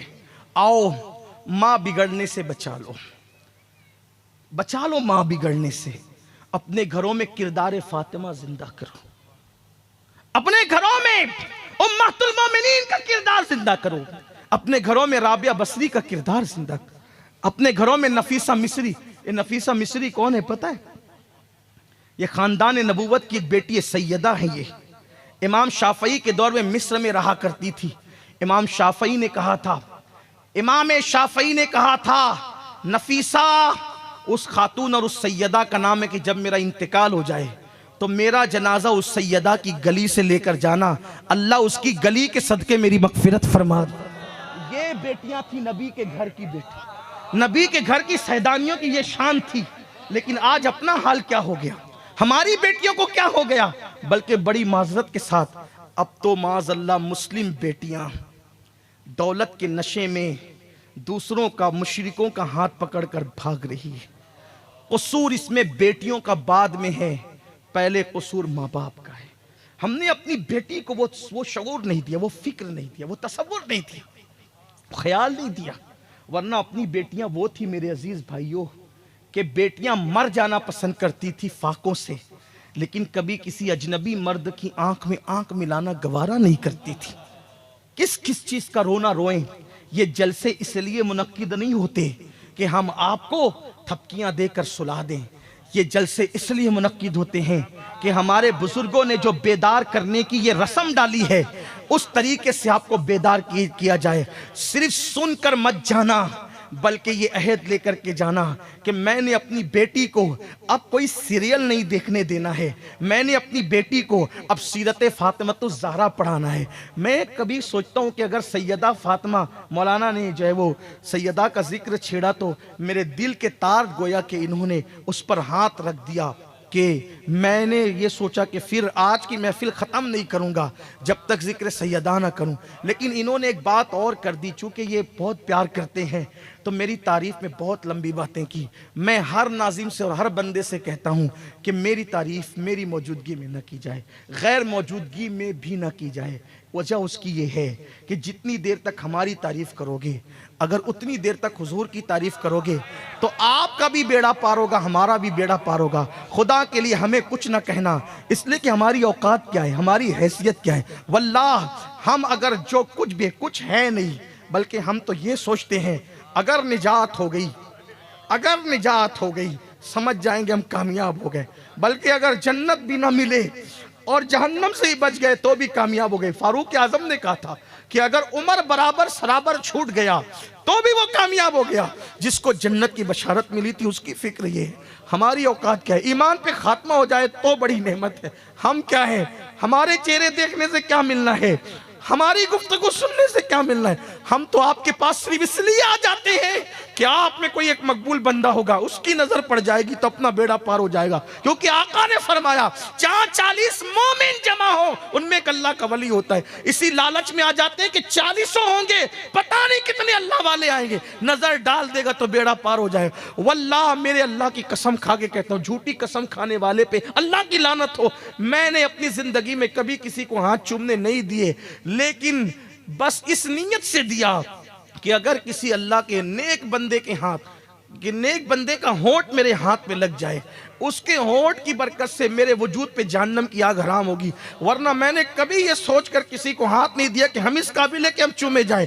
हम कभी इस काबिल नहीं है। अल्लाह अकबर, ये नाज ये अंदाज हमारे नहीं होते, छोली में अगर टुकड़े तुम्हारे नहीं होते। ये जिक्र मुस्तफ़ा की बरकतें हैं। वरना याद रखना, कौम का मुकर्रिर सबसे ज्यादा मुसीबत में होगा क़यामत के दिन। और उसके होंठ आग की कैंचियों से काटे जाएंगे। उसकी आंतें पेट में, ये जो मोटे मोटे नजराने के सौदे होते हैं ना, और ये जो बड़ी बड़ी तकरीरें फन के तौर पे की जाती है ना, अल्लाह हम सब पे रहम फरमाए। देने वालों को भी मांगने वालों को भी। मैं बार बार इसका रोना रोता हूं कि इमाम 1 महीने तक इमामत कर रहा है, 5-6 हज़ार से ज्यादा देने की तौफीक नहीं। वो जनाजे से लेकर के निकाह तक पढ़ाता है, नहीं देते कुछ उसको 5-6 हज़ार से ज्यादा। मुकर्रिर को 50-50 हज़ार तक देते हैं, नात खां को 50-50 हज़ार तक देते। जो कौम महीने महीने भर मेहनत करने वाले इमामों की खैर खाई ना करे, बल्कि वकील को देख के उठ के खड़े होते हो, जज को देख के उठ के खड़े होते हो, डॉक्टर को देख के उठ के खड़े होते हो, और मौलाना को देख कर रास्ता बदल देते हो, ये कौम का हाल है। वो कौम कैसे तरक्की करेगी? जो इमाम तुम्हारी क़यादत करता है, तुम्हारी वकालत करता है अल्लाह की बारगाह में, उसकी नमाज की सही होने पे तुम्हारी नमाजें सही हो जाए, उसकी नमाज गलत होने की वजह से तुम्हारी नमाजें गलत हो जाए, उस इमाम की कदर नहीं है अपने पास। कौन अपने बच्चों को इमाम बनाने की कोशिश करेगा? खुदा के लिए निकलो गंदगी से। हमारी कोई तारीफ नहीं करना, हमारे नाम का कोई नारा नहीं लगना चाहिए, इसलिए कि हम कौन है। जिस दिन हमारा खात्मा ईमान पे होगा उस दिन फिर कोई नारा लगाए तो लगाए, उस दिन कोई तारीफ करे तो करे, लेकिन बात नहीं करना इस तरह से। उन्होंने मोहब्बत में कह दिया, मैं दुआ कर रहा था अल्लाह इस बंदे के खुलूस के जुमलों को मेरे लिए दुआ बना दे और मुझे ऐसा बना दे जैसा ये कह रहा है। वरना अपनी औकात क्या है मेरे अजीज भाइयों? अगर उसने ऐबों पे पर्दे न डाले होते तो ना आप यहाँ बैठने के काबिल होते, ना मैं यहाँ बैठने के काबिल होता। अल्लाह हमारे हाल पे रहम फरमाए। ये मेरी और आपकी बात नहीं है। आप लोग सोचते हैं आजिज़ी कर रहे हैं, इंकिसारी कर रहे हैं। हज़रत इमाम जाफ़र सादिक, इमाम जाफ़र सादिक, जिसने जन्नत बेची है, वाकई बेची, जिसने जन्नत बेची है वाकई। ये आजकल तो सब कहानी किस्से हो गए, जो हकीकत जन्नत बेचने वाले, जिनकी हम 12वीं 22वीं के कुंडे की न्यास करते हैं, जिन लोगों को बड़ा दर्द है इस कुंडे की न्यास पर भी बहुत दर्द है। क्यों हो रही कुंडे की न्याज़ें? तो शिया करते हैं, शिया करते हैं तो करते, शिया अहले बैत से मोहब्बत का नारा भी लगाते हैं, तो क्या हम नारा लगाना छोड़ दें? शिया या अली अल मदद कहता है तो क्या हम छोड़ दें या अली अल मदद करें? वो सिद्दीक अकबर के बुग़्ज़ में कहता है या अली अल मदद, और हम मौला अली को सहाबा की मोहब्बत के साथ पुकारते हैं। दोनों में फर्क है, फर्क है। उनके दिल सिया हैं, हमारे दिलों को तो आकर देखो, हमारे सीनों में सहाबा की मोहब्बत है। और हम तो ये कहते हैं जिस सीने में अबू बकर उमर उस्मान की मोहब्बत नहीं, उसको या अली मदद का नारा लगाने की इजाजत है। या अली मदद का नारा उसी को फायदा देता है जिसके सीने में शेखैन की मोहब्बत हो, सहाबा की मोहब्बत हो। हम इस नारे के कायल हैं और ये शिया करते हैं न्याज, तो क्या हम छोड़ दें?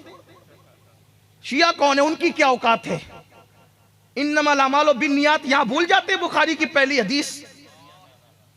तो लोगों को कुंडे की न्यास से बड़ी लेकिन होने दीजिए यार तकलीफ, हम अपना काम करते नहीं, हम इश्क के बंदे हैं। हाँ, इतना कहें कि शिया जो करते हैं वो अपने तौर पे करते हैं। पहली बात तो उनके यहाँ फातिहा होती ही नहीं है। फातिहा का तसव्वुर पूरी दुनिया में सिर्फ अहले सुन्नत के यहाँ है बस। ये जो मुरव्वजा फातिहा ना, इसका तवज्जुह सिर्फ अहले सुन्नत के यहाँ है और कहीं नहीं है। वो तो उसमें थूक भी डालें, क्या क्या डालें, भी वो ये सब बात करने का यहाँ मौका नहीं है, वरना बात कहीं और जाएगी। हाँ, लेकिन हमारे यहाँ तो इतने तकद्दुस से बनता है कि हमारी औरतें ही बावुजू पकाती हैं। हाँ, हमारे यहाँ न्यास का बड़ा एहतिमाम है। न्यास को न्यास कहते ही इसीलिए है कि वो बड़ी आजिज़ी से और अकीदत से पेश की जाती है। हाँ, इसीलिए उसको न्यास कहते हैं। तो जिस इमाम जाफर सादिक की हम न्यास करते हैं, उनका एक पड़ोसी था। इमाम जाफर सादिक हज को जा रहे, वो पड़ोसी ने कहा हज़रत मैं घर बेचना चाहता हूं, और आपका पड़ोसी तो पहले आपका हक है कि आपको घर बेचूं। इमाम ने फरमाया कितने में बेचोगे? कहा इतने में। कहा देख इतने मेरे पास पैसे नहीं है, एक काम कर, मेरा नाना मालिक जन्नत है, तू मुझे घर बेच दे, मैं तुझे उसके बदले में जन्नत में महल लिख करके देता हूं। उसने कहा ठीक है। अब लोग भी उस वक्त के बड़े मोतक़िद थे, लेकिन आज कोई सैयद साहब ऐसा नहीं करना, बराए मेहरबानी नहीं करना, इसका मिसयूज नहीं करना, खुदा के लिए कौम बहुत भोली है। हाँ, ये सादात मेरे भाई लोग हैं, इसलिए मैं इनको कहने का हक रखता हूँ, हालांकि ये ऐसा नहीं करेंगे। यार हर जमाने में सैयद की पहचान देने वाली रही है, लेने वाले तो और लोग दिया है, हर दौर में दिया है। किसी दौर में सर दिया, किसी दौर में कलेजा दिया, किसी दौर में अली असगर दिया, किसी दौर में अली अकबर दिया, बस देना ही देना है। ये देने वाली कौम, देने वाले, ये मांगने वाले लोग। लेकिन उस वक्त तो सैयदना इमाम जाफर सादिक कुछ इख्तियार बता रहे थे, क्योंकि वो दौर ही ऐसा था। वो दौर जो था ना, असल में सादात के दुश्मनों का, वो बादशाहों का दौर था, तो कुछ वहां जब ऐसा होता है तो कुछ बताना पड़ता है। तो आपने फरमाया कि मैं जन्नत लिख देता हूँ। वो सच्चा मोतक़िद था, उसने लिख दिया, गोया रजिस्ट्री करा दी, और आपने पीछे लिख दिया इसने घर दिया, मैं अपने नाना की जन्नत से इसको जन्नत में महल देता हूँ। वो कितना आशिक था और मोतक़िद था, उसने कहा कि जब मैं मर जाऊं तो मेरे कफन में ये रख देना। रख दिया गया,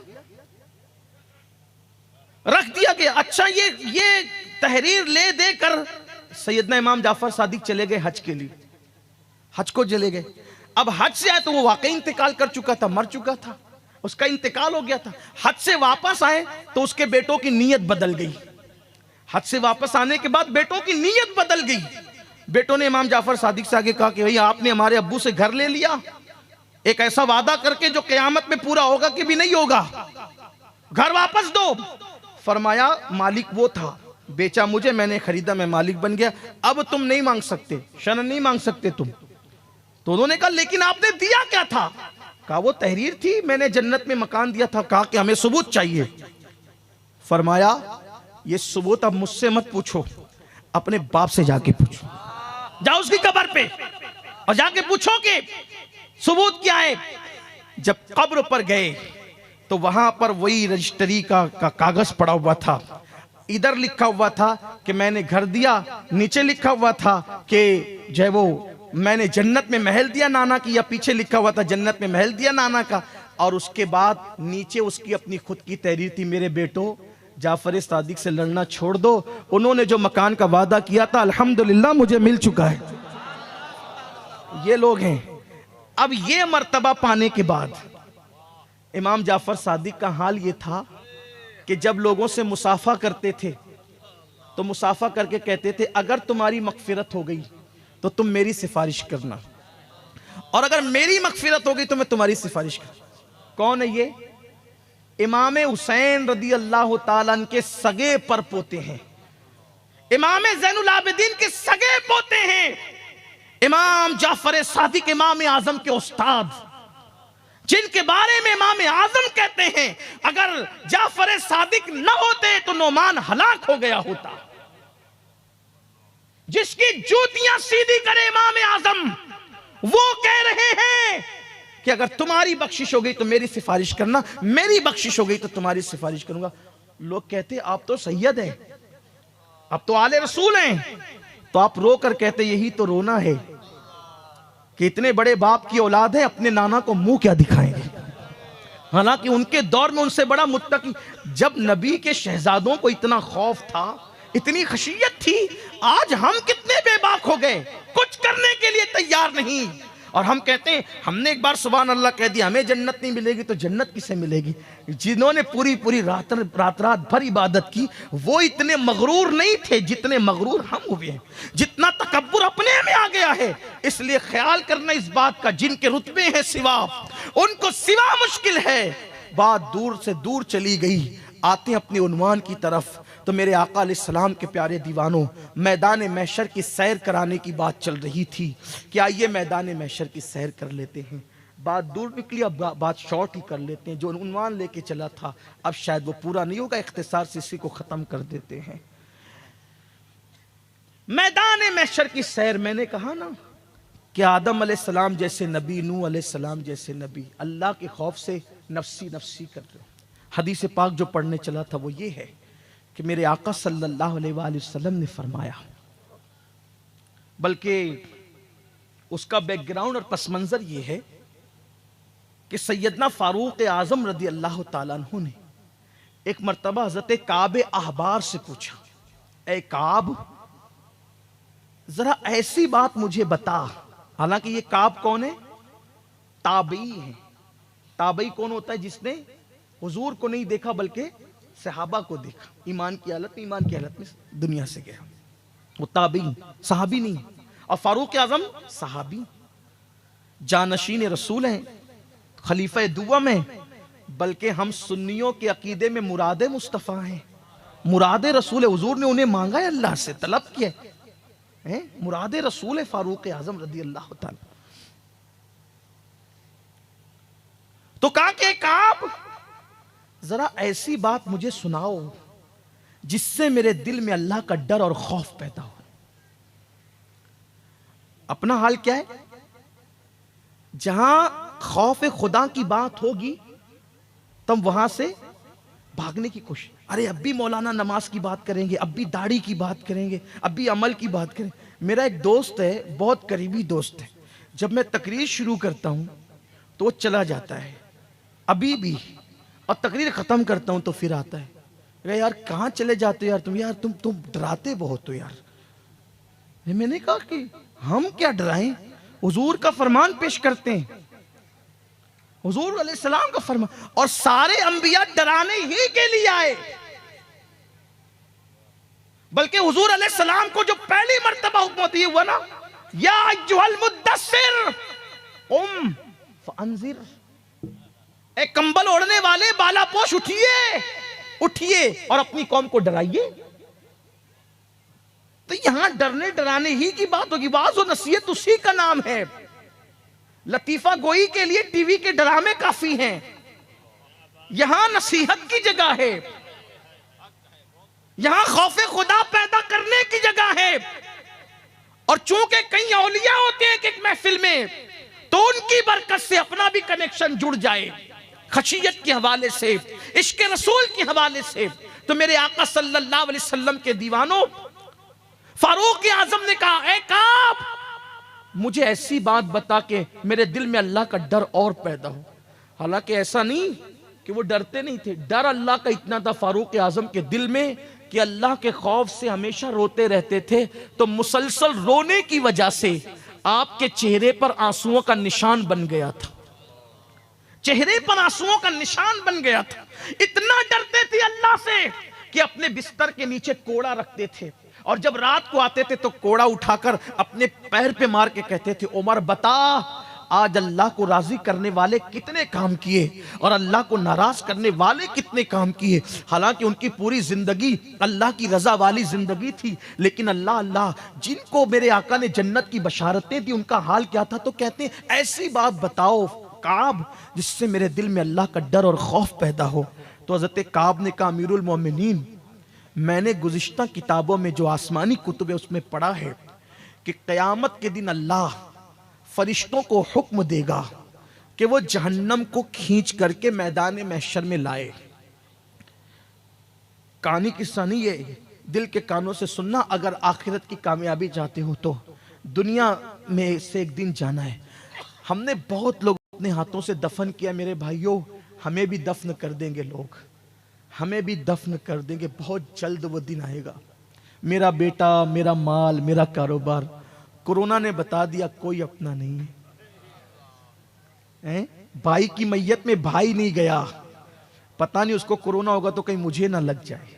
यही हुआ, ये हुआ ना? बेटा बाप की मैयत में पानी डालने नहीं आया, मेरे बाप को कोरोना हो सकता है तो कहीं मुझे ना हो, ये खौफ था। बल्कि कयामत से पहले कयामत कुदरत ने बता दी, कोई किसी का नहीं, सब घरों में कैद हो गए। नफसी नफसी का आलम था, कोई किसी को पूछने वाला नहीं था। लेकिन अल्लाह के जिन बंदों ने खिदमत की उन्होंने की, और जिन्होंने की अल्लाह उनको खूब बरकतें अता फरमाए। तो एक दिन हमें भी दफन कर दिया जाएगा मनो मिट्टी के नीचे, इससे पहले कि जिस्म का रिश्ता रूह से टूट जाए। बेदार हो जाओ, अल्लाह के लिए कुछ कर लो, मना लो, अल्लाह को राजी कर लो, गुनाहों से तौबा कर लो, पलट जाओ अल्लाह की तरफ, पलटो अल्लाह की तरफ, लौटो अल्लाह की तरफ। गुनाह में कोई इज्जत नहीं है, गुनाह में कोई सुकून नहीं है, गुनाह में कोई करार नहीं है।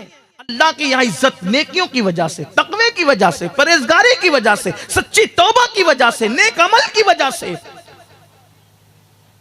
फारूक आजम से कहा, काबे अहबार ने, अमीरुल मोमिनीन, अल्लाह फरिश्तों को हुक्म देगा जहन्नम को लाओ महशर में, तो जहन्नम के मुंह में 70,000 लगाम डाल करके फरिश्ते उसको खींचते लाएंगे।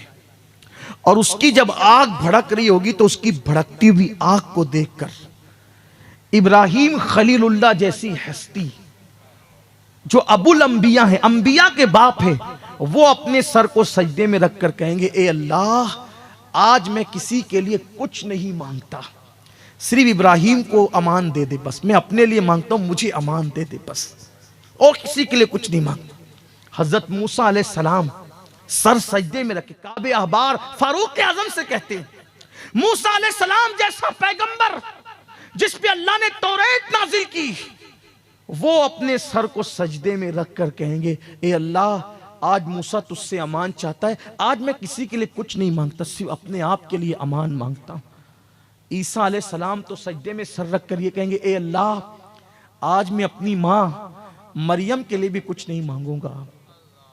देखिए ये मैदान महशर, जिस महशर के लिए सोचते हैं अरे क्या होगा वहां, देख लेंगे जो होगा, देख लेना, बहुत हिम्मत है ना। अगर वो नेकियों का हिसाब ले ले, नेकियों का, हम नेकी का हिसाब नहीं दे सकते, उसका गुनाहों का हिसाब देंगे। गौसे पाक रदी अल्लाह ताला रोते थे, अल्लाह, अगर मेरे आमाल तेरी बारगाह में कबूलियत के लायक नहीं तो तू मुझे क़यामत में अंधा उठाना। ये लोग थे जिनकी ठोकरों से मुर्दा जिंदा, हम कहाँ हैं हम लोग। खुदा के लिए खुद फरेबी और शैतान फरेबी का शिकार मत बनो, बहुत गुनाह कर चुके। सैयदना ईसा अलैहिस्सलाम अर्ज करेंगे, मौला मैं आज अपनी मां मरियम के लिए भी कुछ नहीं मांगता, आज मुझे अमान दे दे। जब मासूम लोगों की ये पोजीशन होगी, हम जैसे पापियों का अंजाम क्या हो। उस दिन के लिए अल्लाह से डरो, पलट जाओ। और अब उस दिन क्या होगा, जो आयत पढ़ी थी वो पढ़ते हैं और बात अब एंड की तरफ जाती है। उस दिन क्या होगा, जिस दिन अंबिया किसी के लिए कुछ नहीं मांगेंगे हमारे नबी के सिवा, वो एक अलग शान है, उस पर कभी गुफ्तगू होगी इंशाअल्लाह। हजरत ईसा कहेंगे, मैं अपनी मां मरियम के लिए भी आज कुछ नहीं मांगता, सिर्फ आज मुझे अमान दे दे, मुझे पनाह दे दे तेरी। उस दिन के लिए अल्लाह फरमाता है, इन्ना सम्अ वल बसर वल फुआद कुल्लु उलाइका काना अन्हु मसऊला। जिस दिन अंबिया नफ्सी नफ्सी कहेंगे हमारे नबी के सिवा, जिस दिन जिब्रील और फरिश्ते नफ्सी नफ्सी कहेंगे, उस दिन अल्लाह फरमाता है हम तुमसे सवाल करेंगे, इन्ना सम्अ वल बसर, तुमने कानों से क्या सुना था, हम पूछेंगे तुमसे क्या सुना था। कुरान है ये, मेरी कौम के जवानों क्या सुना था, क्या सुना था। पिक्चर के डायलॉग, फिल्मी गाने, शिरकिया कलिमात, गंदी गंदी स्टोरियां, नफ्स को उभारने वाले कलाम, क्या सुना था। मैं नहीं कह रहा हूं, अल्लाह कह रहा है। अल्लाह का कलाम है ना। हम तुमसे पूछेंगे कि तुमने सुना क्या था, कानों का इस्तेमाल क्या किया था। हदीस पाक में आता है, जिन्होंने अपने कानों से गाने सुने होंगे उनके कानों में शीशा पिघला के डाला जाएगा। क्या सुना था? कुर्बान, मोबाइल तो 1400 साल के बाद, 1450 साल के बाद पैदा होने वाला था। क्या सुना था? रात रात भर कान पे रखकर किससे बातें करते हो, क्या क्या बातें करते हो, कितनी गंदी गंदी बातें हैं ना। अगर रिकॉर्डिंग ओपन हो जाए तो खुद को शर्म आती है कि मैंने कितनी गंदी बात की। कितनी गंदी बात करते हैं दोस्तों से, गाली, मां बहन की गाली, नंगी नंगी गालियां। मत सुनो, फोन कट कर दो, मेरे कान ये सुनने के लिए नहीं है। क्या सुना था? कुरान में अल्लाह फरमाते हैं हम पूछेंगे क्या सुना था। बताना पड़ेगा ना, किस मुंह से गाली दे पाओगे वहां खड़े होकर कि ये सुना था। गाने गाकर कैसे बता सकोगे कि ये सुना था? वो डायलॉग कैसे बता सकोगे कि ये पूछा जाएगा ना क्या सुना था, बताना होगा। बल्कि कुरान कहता है इकरा किताबक, उस दिन तो लिखा भी होगा, हाथ में दिया जाएगा, लेना तू पढ़ के सुना क्या क्या तूने सुना था, पढ़ के सुना। क्या एहतियात थी बुजुर्गों की, क्या एहतियात थी। एक दिन फारूक आजम के इस हिस्से में फोड़ा हो गया, फुंसी आ गई। इस हिस्से को क्या कहते हैं? अपनी जबान में हम कहते हैं बगल। सही? लोग इयादत के लिए आए, आपको क्या हो गया? कहा हाथ के नीचे फोड़ा हो गया। और किसी ने कहा इतनी लंबी बात क्यों कर रहे हो कि हाथ के नीचे फोड़ा हो गया। शॉर्ट करना हुजूर को पसंद था, हाथ के नीचे फोड़ा हो गया। एक जुमले में कह देते बगल में फोड़ा हो गया तो शॉर्ट होती ना बात। फरमाते हैं लफ्ज़े बगल कहने में शर्म आती है, क्योंकि अल्लाह ने फरमाया कि जो तुम कहते वो लिखा जाता है और वो पढ़ के सुनाना पड़ेगा। तो अल्लाह की बारगाह में ये अल्फाज बगल पढ़ के मैं कैसे वो बगल का नाम लेने भी शर्माते हैं अल्लाह की बारगाह में। हमने कितनी गंदी गंदी बातें की है। कुरान कहता है सुनी कितनी गंदी गंदी बातें हैं। उस दिन का एहसास कर लो, ना माँ काम आएगी, ना बाप काम आएगा, ना दौलत काम आएगी, ना बेटे काम आएंगे, कोई काम नहीं। कुरान का इन्ना समा, पूछेंगे तुम्हारी समाधि, वल बसर, आंखों से क्या देखा था, क्या देखा था आंखों से। आंखों को आवारा करने वालों क्या देखा। पीर साहब पूछे तो नहीं बता सकते, अब्बा पूछे तो नहीं बता सकते, मुकर्रिर साहब सैयद साहब पूछे नहीं बता सकते। मेरे अजीज भाइयों, एक दिन में क्या क्या देखा नहीं बता सकते, पूरी जिंदगी में क्या क्या देखा अल्लाह की बारगाह में कैसे सुनाएंगे पढ़ के। वो दिन का ख्याल तो कर लो जरा, वो दिन का ख्याल तो कर लो, क्या बताएंगे। यही वजह तो थी हमारे बुजुर्गों की इतनी एहतियात थी देखने के मामले में, इतनी एहतियात थी कि निगाहें नीची रहती थी।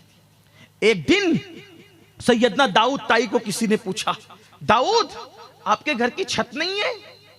हजरत दाऊद ताई, ये इमाम आजम के शागिर्द हैं, सैयदना दाऊद ताई पूछा आपके घर में छत नहीं है? पर वल्लाह मुझे मालूम ही नहीं कि छत है कि नहीं है। कहा कितने साल से रहे हो? कहा 40 साल से रह रहा हूं। कहा 40 साल से रहे हो, छत नहीं, पता नहीं? फरमाया ऊपर निगाह उठाने का कभी मौका ही नहीं आया। तो मैंने सोचा कि बिला जरूरत नजर क्यों उठाऊं, इसलिए मैंने कभी अपने घर की छत को भी नहीं देखा।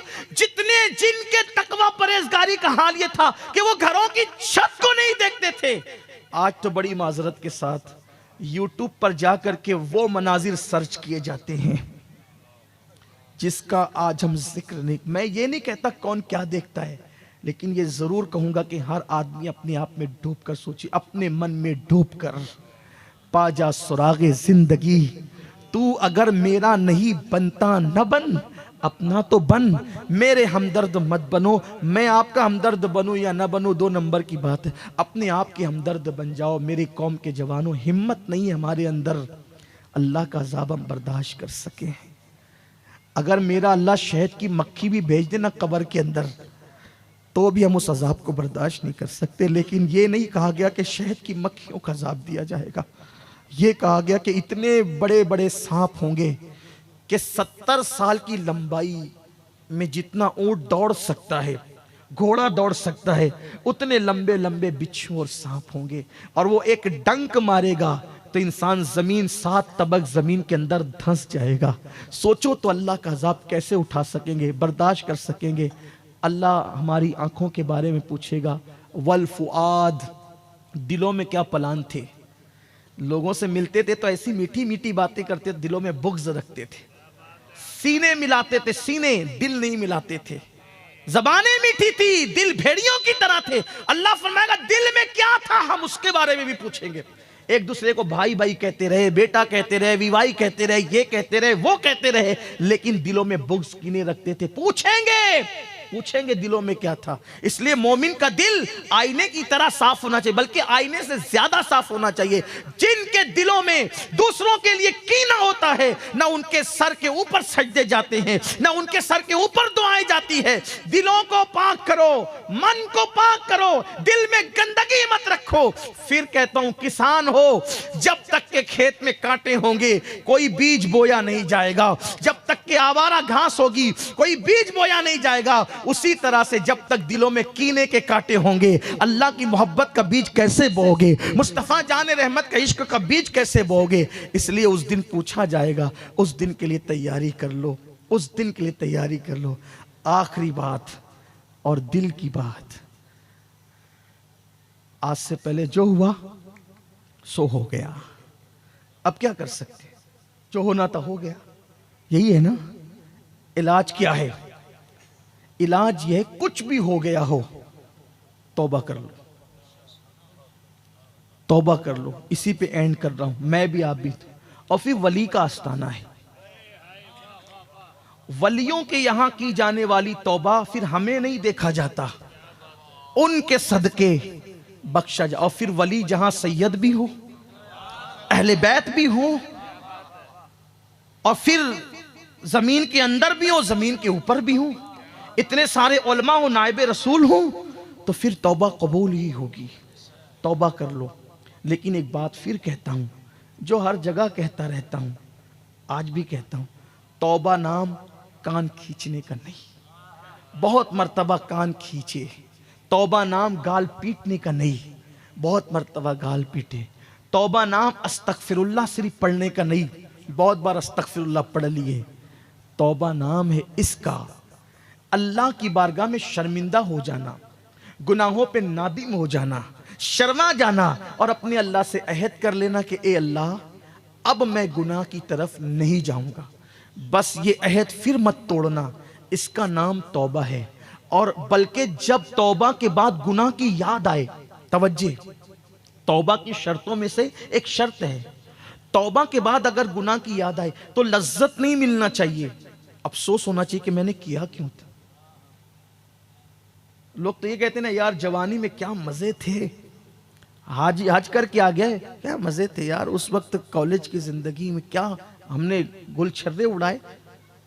ये तौबा नहीं है, ये तौबा नहीं, नादिमी नहीं, शर्मिंदा। तौबा नाम है शर्मिंदगी का, तौबा नाम है निदामत का।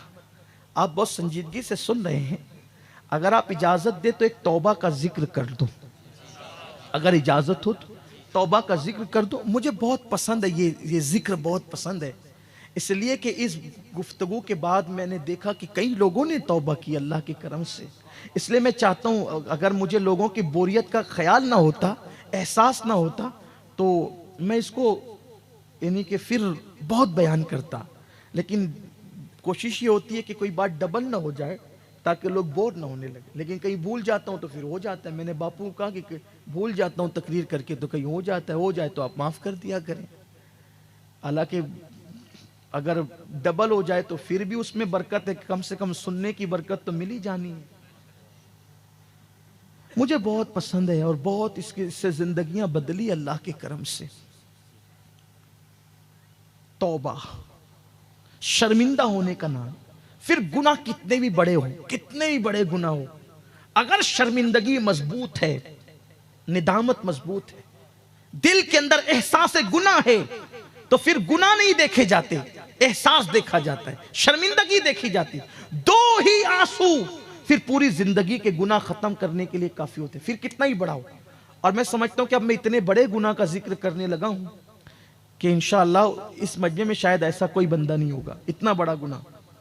एक शख्स, एक जवान अल्लाह के नबी सल्लल्लाहु अलैहि वसल्लम के दरवाजे पर बैठा अपने सर पे खाक डाल रहा था। मैं बतौर मफहूम पेश करूंगा अपने अल्फाज के जामे में। वो खाक डाल रहा था अपने सर पे खाक डाल रहा था। फारूक आजम हुजूर की बारगाह में जा रहे थे। उसने कहा, उमर मेरी सिफारिश कर दो हुजूर से कि हुजूर मुझे माफ़ कर दे और मेरे लिए माफ़ी की दुआ कर दे। फारूक आजम गए, कहा सरकार एक बंदा है जो दरवाजे पड़ा सर पे खाक डाल रहा है और वो कहता है कि हुजूर से अर्ज करो कि हुजूर मेरे लिए दुआ करें कि मेरी माफ़ी हो जाए और हुजूर भी मुझे माफ़ कर दें। फारूक आजम से सरकार ने कहा, बुलाओ उसको। कौन है वो आया, वो जवान। सरकार ने फरमाया, क्या हुआ? कहा, हुजूर मैं हलाक हो गया, मैं तबाह हो गया, मैं बर्बाद हो गया। आका ने कहा, हुआ क्या? कहा, हुजूर बस इतना है कि मैं तौबा करना चाहता हूँ, आप मेरे लिए दुआ कर दें कि अल्लाह मेरी तौबा कबूल कर ले। अब हुजूर अलैहिस्सलाम को चूंकि आगे की उम्मत के लिए रास्ता बताना था ना गैबदा नबी को, तो सरकार ने, मैं तुझसे हुआ क्या है वो बता। हुजूर मुझे शर्म आ रही है, मैं कैसे बताऊं, मैं क्या अर्ज करूं आपसे। आका ने कहा, हुआ क्या तेरे गुनाह आसमान के तारों से ज्यादा है? उसने कहा, हाँ। जमीन के जर्रों से ज्यादा? हाँ। समुंदर की झाग से ज्यादा? हाँ। फिर आका ने कहा, क्या तेरे गुनाह अल्लाह की रहमत से भी ज्यादा है? अल्लाह की रहमत से ज्यादा है तेरे गुनाह? रोने लगा। रास्ता हुजूर ही ने बताया, लेकिन आगे के लिए हमारे लिए भी गोया के राह बता दी गई। अल्लाह की रहमत से ज्यादा। वो कुछ नहीं जवाब दिया, रोने लगा। वो पूछा, क्या हुआ, बता तो सही। उसने अर्ज किया, आका मैं कफन चोर हूं और मैंने 999 लोगों के कफन चुराए थे और 1000वां कफन जब मैं चुराने के लिए गया तो मेरे साथ एक बड़ा अजीब हादसा हो गया। एक तो कफन चुराना ही बहुत बड़ा गुनाह था, हालांकि अब शायद कोई कफन नहीं चुराता हो क्योंकि कपड़ों की बड़ी इफरात है। अब उस दौर में हाथ से कपड़े बुने जाते थे तो लोग कफन भी चुरा के बेच देते थे, बिकते थे चोरी हुए कफन भी। अजीब दौर से भी लोग गुजरे हैं। आज बहुत कपड़ा इफरात है, बहुत के आजकल तो कपड़े से ज्यादा शायद कोई चीज इफरात हो। बहुत कपड़े सस्ते भी मिलते हैं। तो कहा कि जो गोरकुन होता है ना कबर खोदने वाला, उससे भी मेरी पार्टनरशिप थी और वो मुझे आके इत्तला देता था कि फलां का इंतकाल हो गया, आज आ जाना, वो निशान लगा देता था। ये जो हदीस मुबारका में अल्फाज बज़ाहिर नहीं आए हैं, मैं आपको समझाने के लिए कहता हूँ ताकि आपके समझ में आ जाए बात। इसीलिए मैं ये कहता हूँ कि मैं अपने अल्फाज के जामे में बात कर रहा हूँ ताकि हदीस पाक का तक़द्दुस भी कायम रहे और आपको बात भी समझ में आ जाए।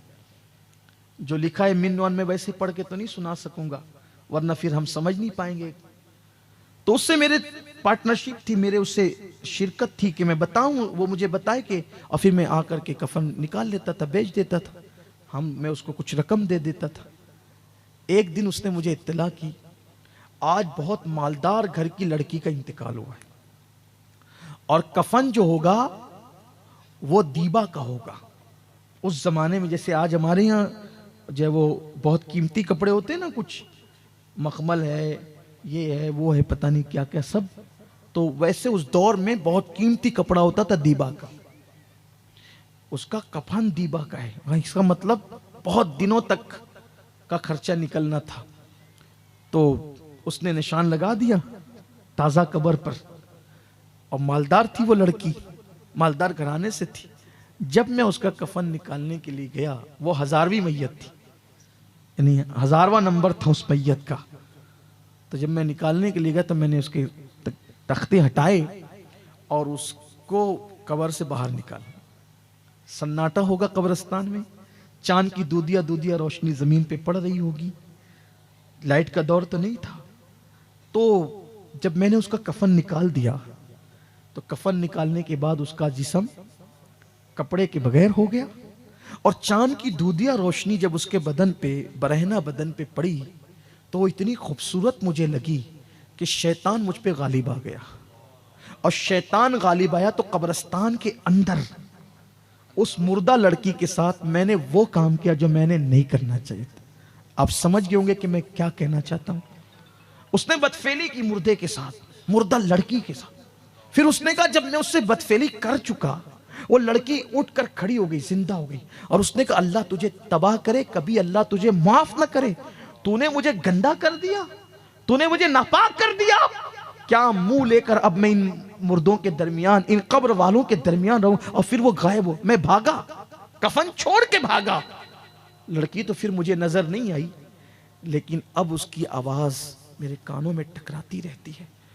न खा सकता हूं, न पी सकता हूं, न सो सकता, सुकून नहीं है, सुकून, बेकरारी और बेचैनी। आका अब मैं तौबा करना चाहता हूं, अल्लाह की बारगाह में माफी मांगना चाहता हूं। कहते हैं कि जो जितना बड़ा इल्म वाला होता है उतना ज्यादा अल्लाह से डरने वाला होता है। तो हुजूर से बड़ा इल्म वाला कोई नहीं है अल्लाह की मखलूक में। तो इसलिए हुजूर जितना अल्लाह से डरते हैं, अल्लाह के महबूब होकर हुजूर जितना अल्लाह से डरते हैं, कोई इतना अल्लाह से नहीं डरता जितना हुजूर डरते हैं।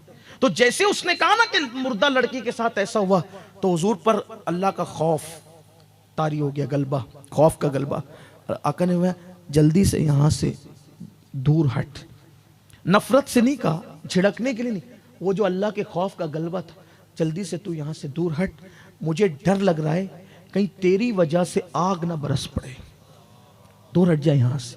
वो निकला वहां से और जंगल में गया, और जंगल में जाकर खाक डालने लगा, खूब रोता था, खाक डालता था, अल्लाह माफ कर दे, माफ कर दे। इसी तरह कई दिन बीते, मुख्तलिफ रिवायात में मुख्तलिफ अय्याम का जिक्र आया है। एक दिन वो सर पे खाक डाल के रो रहा था, उसको अचानक हुजूर का ये जुमला याद आ गया, तेरा गुनाह बड़ा है या अल्लाह की रहमत। रोते हुए जब उसको याद आया तो उसने कहा, ए अल्लाह, मैंने कितना ही बड़ा गुनाह किया, लेकिन मेरा गुनाह तेरी रहमत से बड़ा तो नहीं है ना। अगर मेरा गुनाह तेरी रहमत से बड़ा नहीं है तो मुझे माफ कर दे, और अगर तेरी रहमत से बड़ा मेरा गुनाह है तो फिर ऐसा अजाब दे कि वो अजाब तूने किसी को नहीं देना, ना किसी को दिया है, वो अजाब दे दे मुझे, अगर तेरी रहमत से बड़ा है। और अगर तेरी रहमत से बड़ा नहीं है और हरगिज़ नहीं है तो फिर मुझे माफ कर दे, और अगर तूने मुझे माफ कर दिया तो तेरे महबूब को बता दे कि तूने मुझे माफ कर दिया। इधर उसका ये कहना था रोते हुए, उधर जिब्रील अमीन बारगाह रिसालत में आए, अर्ज़ की या रसूल अल्लाह, वो जो कफन चोर था अल्लाह ने आपके सदके में उसको बख्श दिया, माफ कर दिया, उसकी तौबा कबूल कर ली। मेरे आका ने कहा उसकी तौबा कबूल हो गई? कहा हुजूर सिर्फ उसकी नहीं हुई, बल्कि अल्लाह ने आपकी उम्मत के लिए खुसूसी तोहफा और अता किया है। अगर इससे बड़ा भी कोई गुनहगार होगा और वो अल्लाह की बारगाह में सच्ची तौबा करेगा तो अल्लाह ताला उस बंदे के साथ भी वादा करता है कि अल्लाह उसको भी बख्श देगा। इस मजमे में कोई होगा, लेकिन शायद इतना बड़ा गुनाह किसी ने नहीं किया है। आओ मेरे भाइयों, आप अपने अल्लाह को मना लें, अपने अल्लाह को राज़ी कर लें, सच्ची तौबा कर लें, अपने अल्लाह से अहद करें कि अल्लाह आज के बाद अब मैं गुनाह नहीं करूँगा, गुनाह के करीब नहीं जाऊँगा। अगर ऐसा हो गया मैं समझूंगा कि मेरा आना भी कामयाब, आपका भी आना कामयाब। अल्लाह हम सबको माफ़ करे, हम सब की मग़फ़िरत फरमाए और हमें आखिरत की तैयारी की तौफ़ीक़ अता फरमाए। गुफ्तगू के दरमियान कोई गलती हो तो अल्लाह माफ़ करे। अस्तग़फ़िरुल्लाह रब्बी मिन कुल्लि ज़ंबिन व अतूबु इलैहि व मा अलैना इल्लल बलाग। अस्सलामु अलैकुम व रहमतुल्लाह।